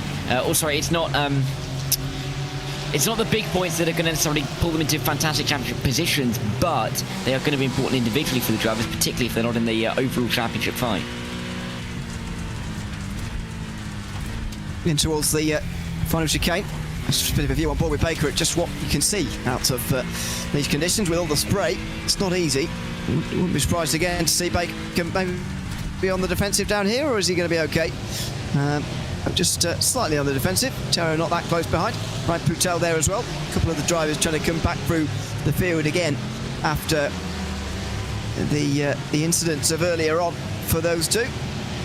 See how quickly and how they're able to do that here. The field's so spread out here that I think it's even less possible to actually find a bit of clean air. We've only seen Chris Stewart in so far. He's now down in 30th place. He went off earlier, as we've earlier discussed, so that's why he's so far down anyway. He's quite close to going a lap down as well, so we'll see on him. But so far for these leaders, they've not even dreamed of coming in, and I don't blame them. The likelihood of them coming out in clean air is very, very low indeed at this stage, and as you can see from these shots here, it is not the place you want to be in traffic at all. Poutel has a look at the inside of Terrio on the way towards turn 6, a bit of a slide. Poutel, but that's not going to give him the run, and again he has to stay behind. Frustrating for these two drivers who probably know they're quicker than a few drivers up ahead of them. Yeah, it's just a case of trying to almost, in the same way that we saw in the Fixed Series, when we spoke to a couple of the presenters about this, scaring drivers off the road, almost getting in their mirrors, trying to get them into positions that make them feel uncomfortable, and putting and almost forcing them into parts of the circuit where they don't really want to be, because that's where mistakes will spawn from. But it's just even more difficult in the wet weather conditions when everybody is really just trying to focus on their own lines and not really focusing on each other unless they're right behind the car in front, in which case they are really going to try and make it work for them. Baker and Alawi, though, side by side in towards the hairpin. Steve Baker getting up into P9. Uthman is going to have to drop the position. Terrio may have a bit of a run down in towards the final corner. It doesn't look like it from this point of view, but definitely moves in the offing at the back end of the top 10. Baker is starting off that train. Just over half of this race remaining. We are going to hit halfway in terms of laps next time round. The lap timer at the moment is telling us that we're going to get 25 out of this race, which I know is not half of 12 or double of 12, sorry, but you get the point. We'll be reaching the halfway stage very shortly indeed here in this one. The leaders are quite a long way ahead of the guys back here, which is why it's so skewed at the moment. We do, for the first time, seem to be settling into a bit of a rhythm, really, in this race, in terms of Not too many overtakes happening here, and the battle's becoming generally more difficult to navigate for those who are a bit quicker. Aidan Young's finding it quite difficult to get close to Alberto Diaz, for example. He was looking good earlier on. Terrio and Puctel here are finding this quite difficult as well. Or is this a little bit of a legacy of the Porsche, which does struggle to overtake sometimes with lack of straight line speed? Well, there's some of it. Down the straight, in towards the chicane. Terrio gets straight through, and Alois sort of a lot of allowing that, really. Now Ryan Puctel will have a go as well. He can't really afford to let this opportunity go. Alois broken very late there. Does he pull it up in time? He certainly does. Puctel's not going to be pleased about that because he couldn't follow Simon Terrio through. No, realistically, I think Puctel almost broke early there. He definitely could have, well, he left a bit of room on the table. Maybe didn't want to get himself involved in any collisions with the 444, but he's now got that car between himself and Simon Terrio. Not exactly what he needs right now. And if he wants to get into the top 10, he's going to have to try and find a way through very, very shortly. We're over that half distance mark in the race now, and there's less than 20 minutes to run. Everybody, remember, has to come into the pit lane as well. That is going to add a spanner into the works for these guys, that's for sure. Through the old hairpin they go. And Puctel has got a decent run through there as well, the very corner where things just unravelled for him slightly a few laps ago, and he's still trying to sort of repair the damage that was done by all of that here. Look up the inside again, through turn 7, can't do it, and run round the outside for Uthman Alois. He hangs on again. He's clearly not as quick as those up ahead, and that is very much being displayed right now. Now on the power for Puctel. Can he get the traction that this Porsche is so well renowned for? He was. He just needed a bit more road there on the left-hand side, but the slippery curb is not quite going to suffice, unfortunately. He breaks late now, though. Closes right in. It's the exit out of this pit you really need, though, and that's a slide. That's another chance gone begging for him. Yeah, and he's, waving bye-bye to Uthman as they make their way in towards turn 12. He's absolutely nowhere near, probably closer to Brands Hatch than he was to the back of Uthman there. He is nowhere near. I really have to be on the tail. A tenth or two to make a move stick. At this circuit, we've seen it time and time again here tonight. You've got to be about this close at full speed, and he's just not quite there at the moment. The traction may be working in his advantage, or to his advantage, in the number 21 as they make their way towards turn 1. But unless he makes a late dive send at turn 1, which he doesn't, it's just not happening again for Ryan Puctel. And it must be so frustrating for him to just sit there and see Uthman struggling through the corners, but not able to make a move on the straights. This is going to be very frustrating indeed for Ryan Puctel. Very frustrating, but it's what many would have been expecting at the front of this race. Simon Terrio, meanwhile, is very close behind Steve Baker as well. In fact, even closer than Puctel is to Alois. Now they are just up front there. Maybe twice as close, but neither gap's very big. And then there's that group further up ahead as well, with Eli Pazinski at the head of it. He's not exactly out the water here by any means. He is still got Alois behind, and Aidan Young, Chris Beats, David Mendonca, Emmett Lindqvist. They're all in there, and he's going to be under a lot of pressure for the remainder. There they are, down the bottom of the straight. But so far, no moves really being made. They're waiting for some of this midfield to disperse and some free air for them to get into here. But at the moment, that's just not happening. Here comes Puctel again. Again, no, into the Melbourne hairpin. Just to give you an idea, by the way, only 2 drivers out of the 28 still running have actually been in yet. This is a real problem for these leaders who want to come out early into clean air for a bit of an undercut. You know, you're just not going to be able to get anywhere. You're going to get stuck behind someone else. No, and the gap between Le Charité and Pazinski has stayed pretty stagnant for the last 10 minutes or so, maybe moving a second or two. But not really enough. Allowing Puctel through, that didn't look like a slowdown. It could have been another weird little moment. Very well could have been a slowdown, but I don't know how you'd pick one up out of the final corner.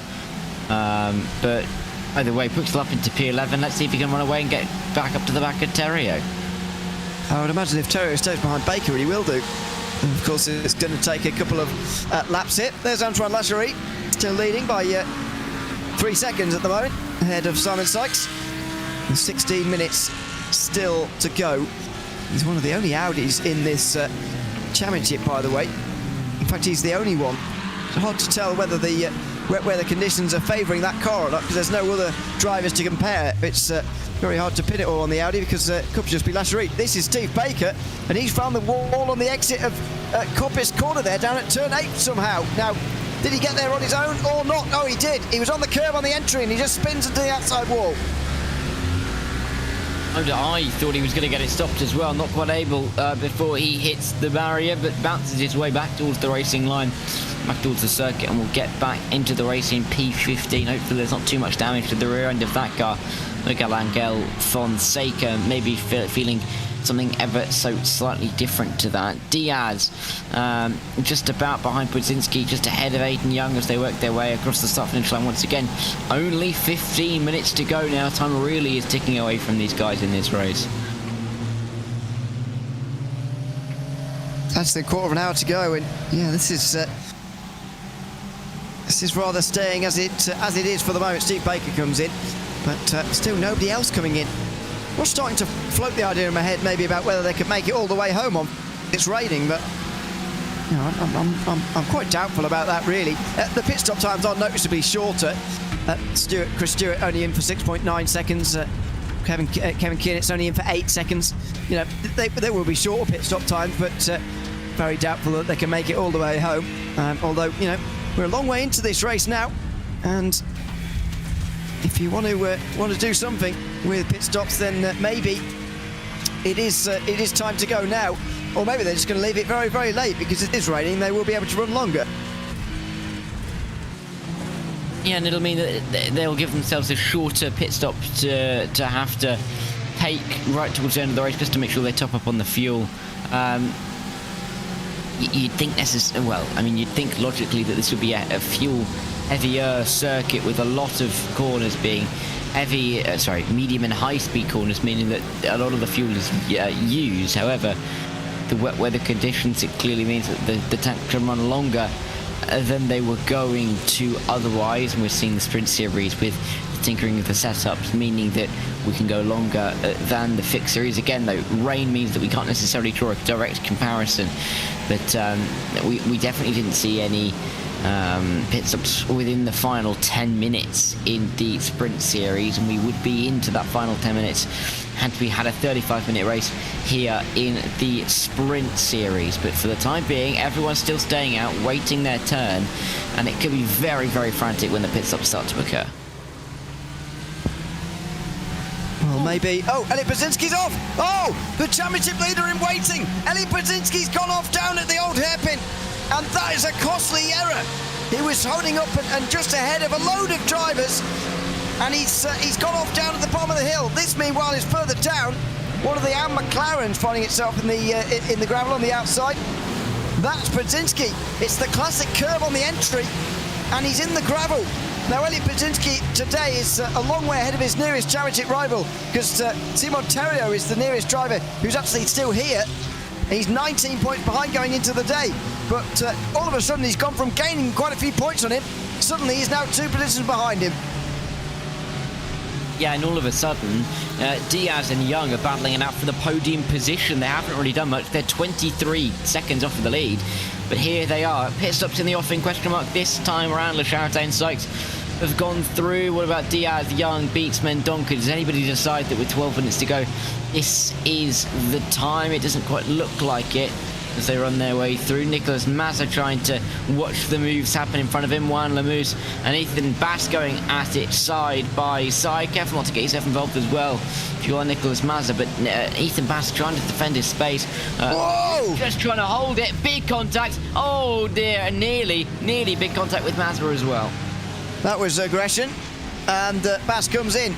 I don't really know why he was so aggressively on the inside there if he was trying to come into pit lane, but anyway, he makes his way in, and he'll drop back down the field as a result, including the couple of places that he just worked hard to hold on to.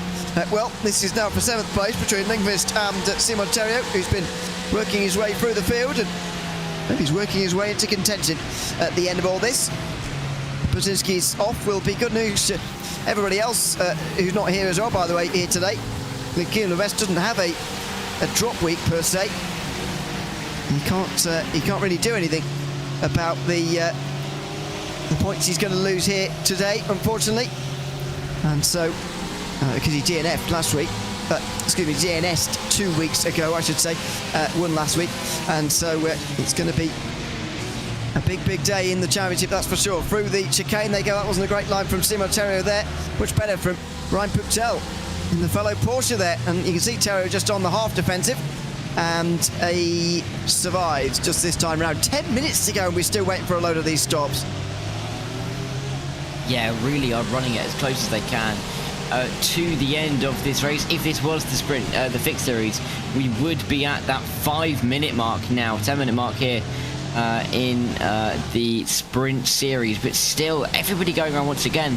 They're not going to be able to go in before pretty much the 8-minute mark, and by then, if they go out one more time, this 6-minute mark. So really leaving it as late as they possibly can. Clearly a pit stop, not really much of a requirement in this race without it being mandated. Michelangelo Fonseca there was a bit wide. We are going to see pit stops at some point, though. You can see it start to happen in the midfield, and that might start to be the trigger now for some of these guys up front. There might be a few more gaps for them to slot into. There is Antoine Lasserie, not suggesting he will come in just yet. He will absolutely wrung the tank dry, I think, before he comes in. In the Audi, no point in doing anything else. Comfortable in the lead at the moment, and comfortable in holding on to it as well. Simon Sykes in second. Further 20 seconds back is that big battle for third place. It was held by Elik Brzezinski earlier, but is no longer. Does Lasserie come in this time? If he does, then I'll suggest it would lead to a long string of drivers coming in this time round. Nope. Carries on again. So less than 9 minutes to go now, and Lasserie goes on. Surely it can't be too far away. The pit stops are a good, 6-7 seconds long. That, we nearly got that amount of time left in the race here. Surely that amount of fuel is not required for these guys who are carrying on here up front, but I'm not entirely sure. They're still going here.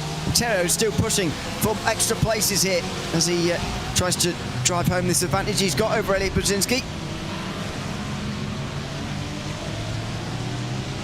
Yeah, let's see if he's able to make use of this position. Everybody's still going around in this race. I really do wonder if they're even going to come in on the white flag, because they are leaving it so late now. They've only got, what's that, another 4 or 5 laps to finish this race at all. Really is impressive to see them go out one more time.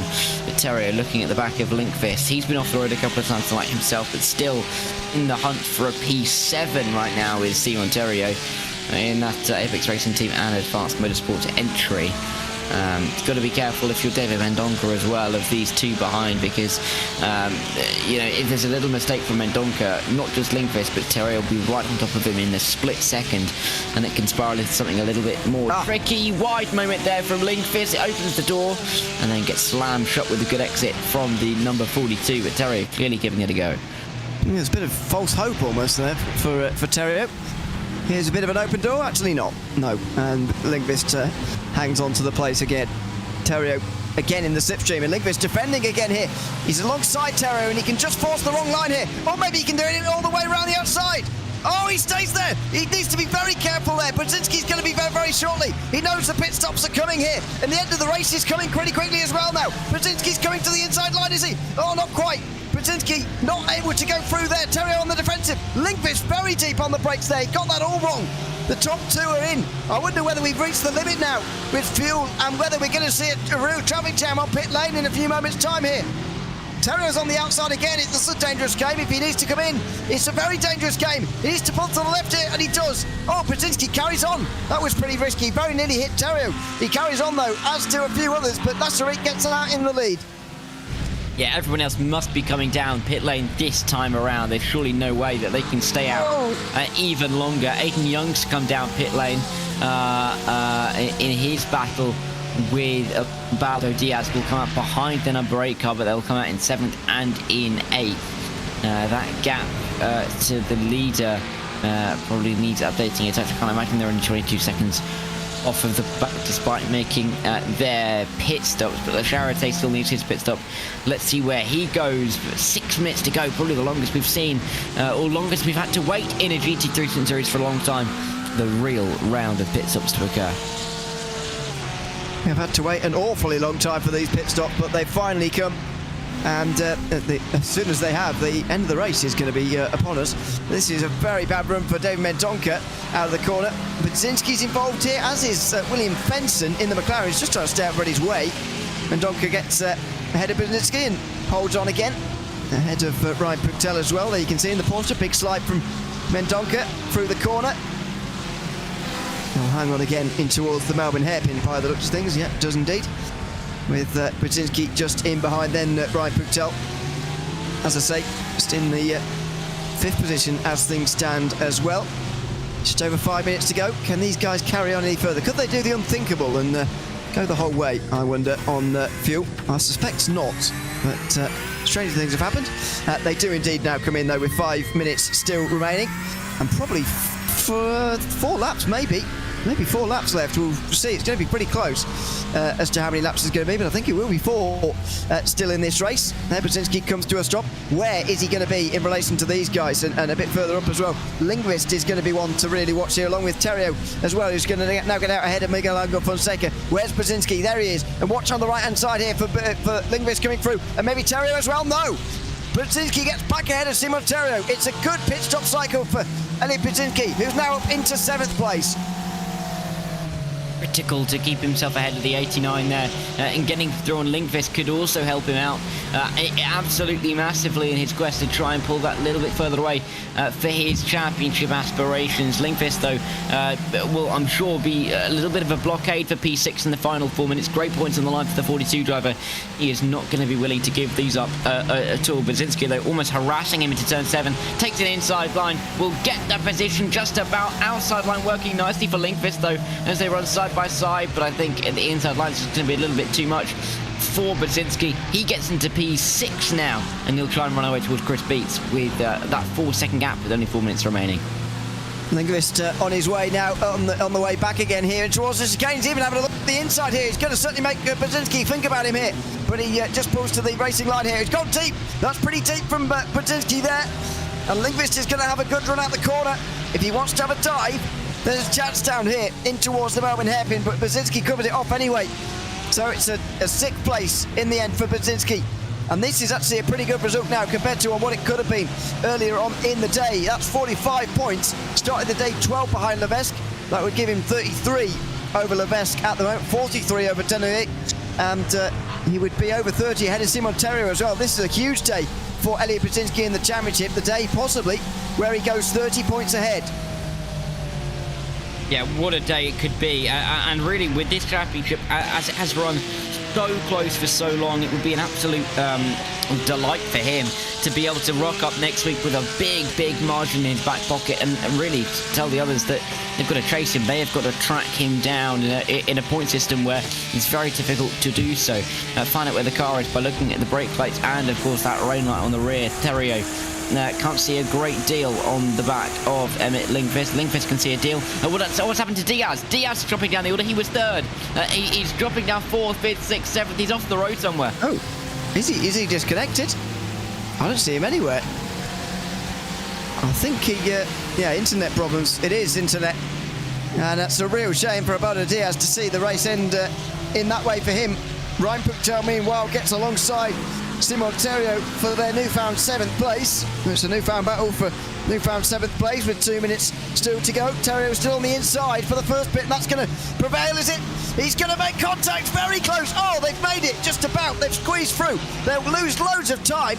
Uthman Alawi will close right in on them both now, and it's maybe not the smartest idea, but both of them, I suppose, were expecting the other to back out.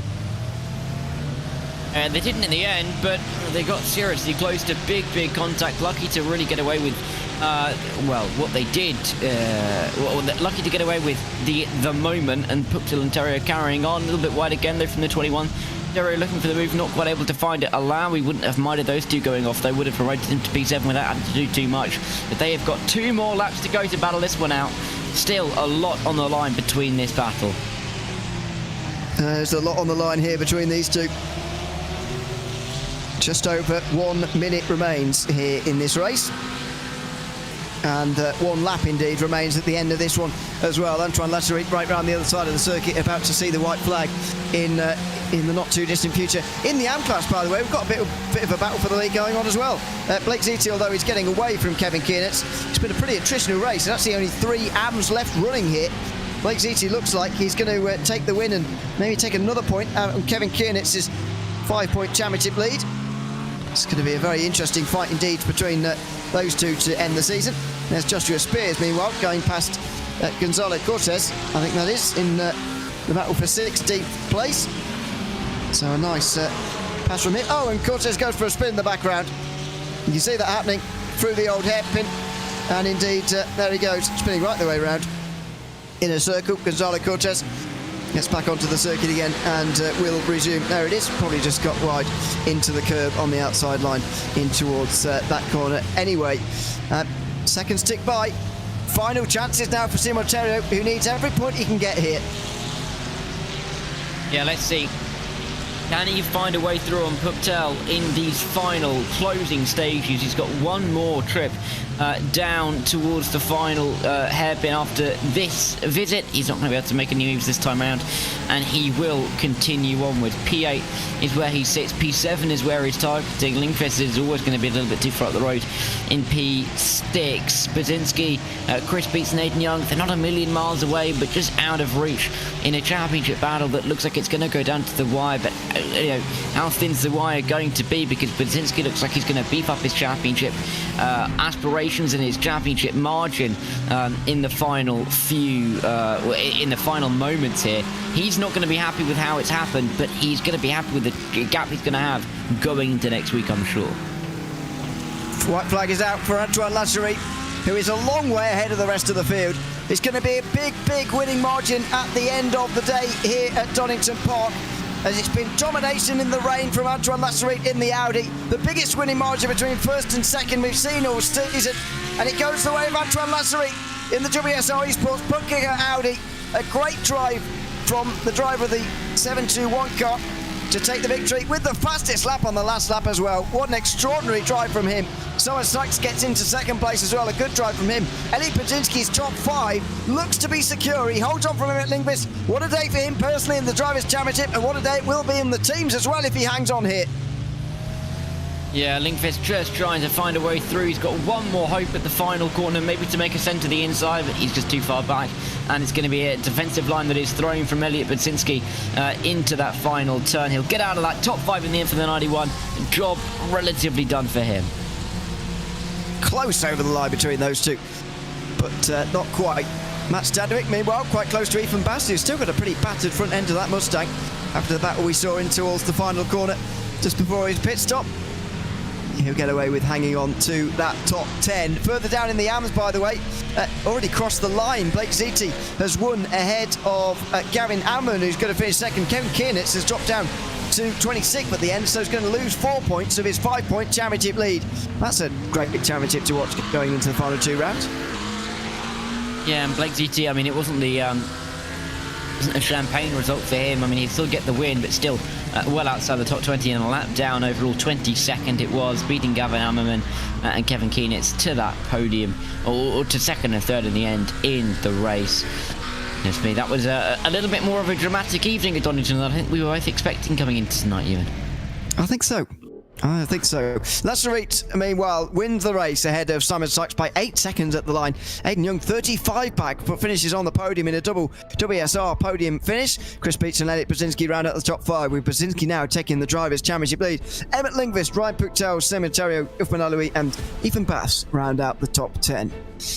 Those drivers are all inside a minute, along with Matt Stadwick. Nicholas Mazza just dropping away from those guys at the end, finished ahead of Miguel Angel Fonseca, with Peter Nobwell and Noah Anderson rounding out the top 15. Joshua Spears finishes just in 16th place as Steve Baker, who went backwards into the wall at Coppitz midway through that race. David Mendonca, Gonzalo Cortez, who went around late on, and Chris Stewart round up the top 20. Kevin Simpson was a lap down, along with AM winner Blake Ziti.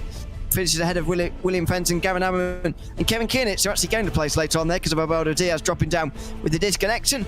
That'll leave his lead at 2 points in that case. Juan Lemers finishes 5 laps down with Nick Leckie 9 down. Devin Brock and Sean Carmody round out the top 30. with Jermaine Warren, Marshall's get finishing 31st and 32nd. Mark Elliott never taking the start. Let's have a chat to Antoine Lasserie then in that race-winning Audi. Congratulations, Antoine, on the win. 8 seconds, the biggest winning margin we've seen this season. You seem to be absolutely at one with the car and the conditions. Just tell us how the car was feeling out there. It was feeling pretty good. I was driving extremely safe. Make sure I didn't make a mistake, and I think P2 did the more mistake than me, so it helped me get the win. Do you think the Audi played a role in this as well as your drive? Because you were the only Audi. We don't really have anyone to compare it to. How do you think it was in comparison to the other cars?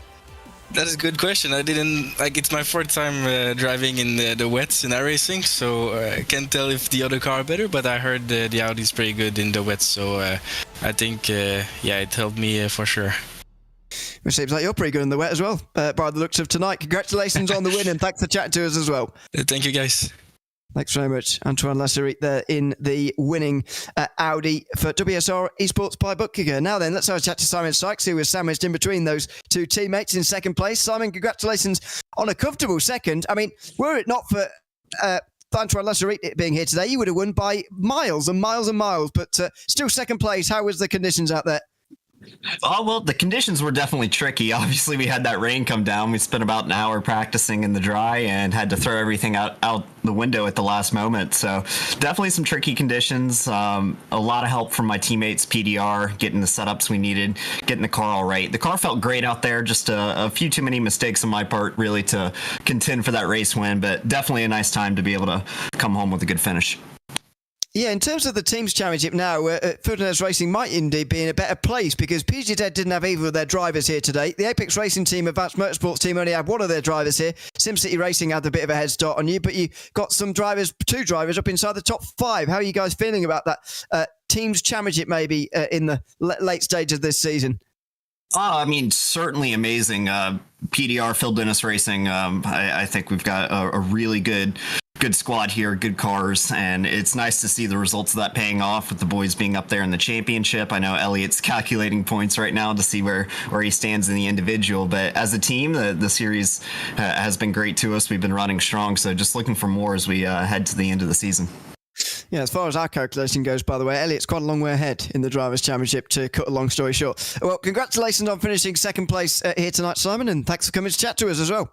Thanks for having me. Looking forward to more.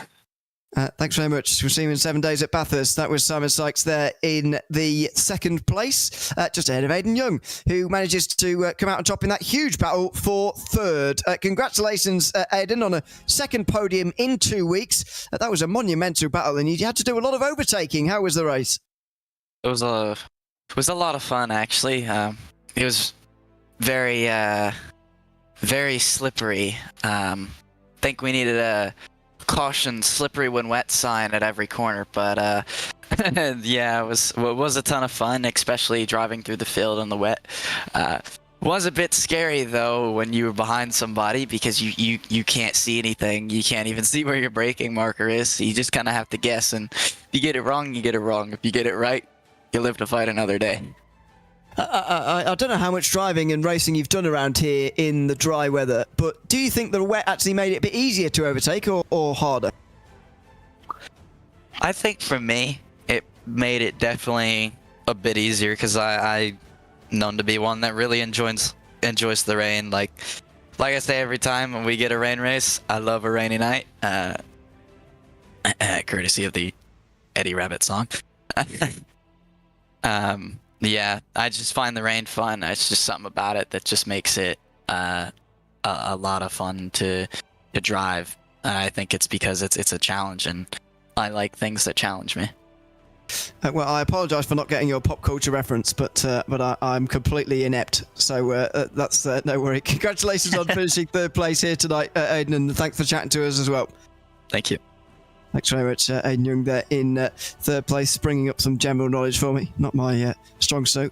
Blake Ziti wins in the AM class ahead of his championship rivals for the second week in a row. Congratulations, Blake. Maybe a few less points than you would have liked, and I know that you got involved in an incident or two as well, but how was the race generally? I mean, other than the rain, it was great. No, it was challenging for sure. Practicing all week pretty much in the dry. This is my first attempt on this track in the wet, so overall I know I made a few mistakes that kind of ate up a few points that I had, especially with the pits. My stall was the first stall and I never checked in the warm-up, so my mistake. I'll learn for next time. It is a very short pit lane, that is for sure, and that can catch you out. 2 points now in the championship for Kevin Kearn. It's over yourself, and you both move further ahead of Devin Brock. Do you feel like the momentum's really with you now for these final 2 rounds? I think so. I'm trying to at least get it on my side. I think, nice and steady will win the race, and just keeping it all 4 tires on there, it should do the job. So I'm just going to work on that. And, I'd just like to really thank my team, actually, for helping me out through the season. We work a lot together, and all the feedback that we exchange for SRT has been really helpful. So thanks to them. And as always, really thank you to you guys for doing this for us. We appreciate it.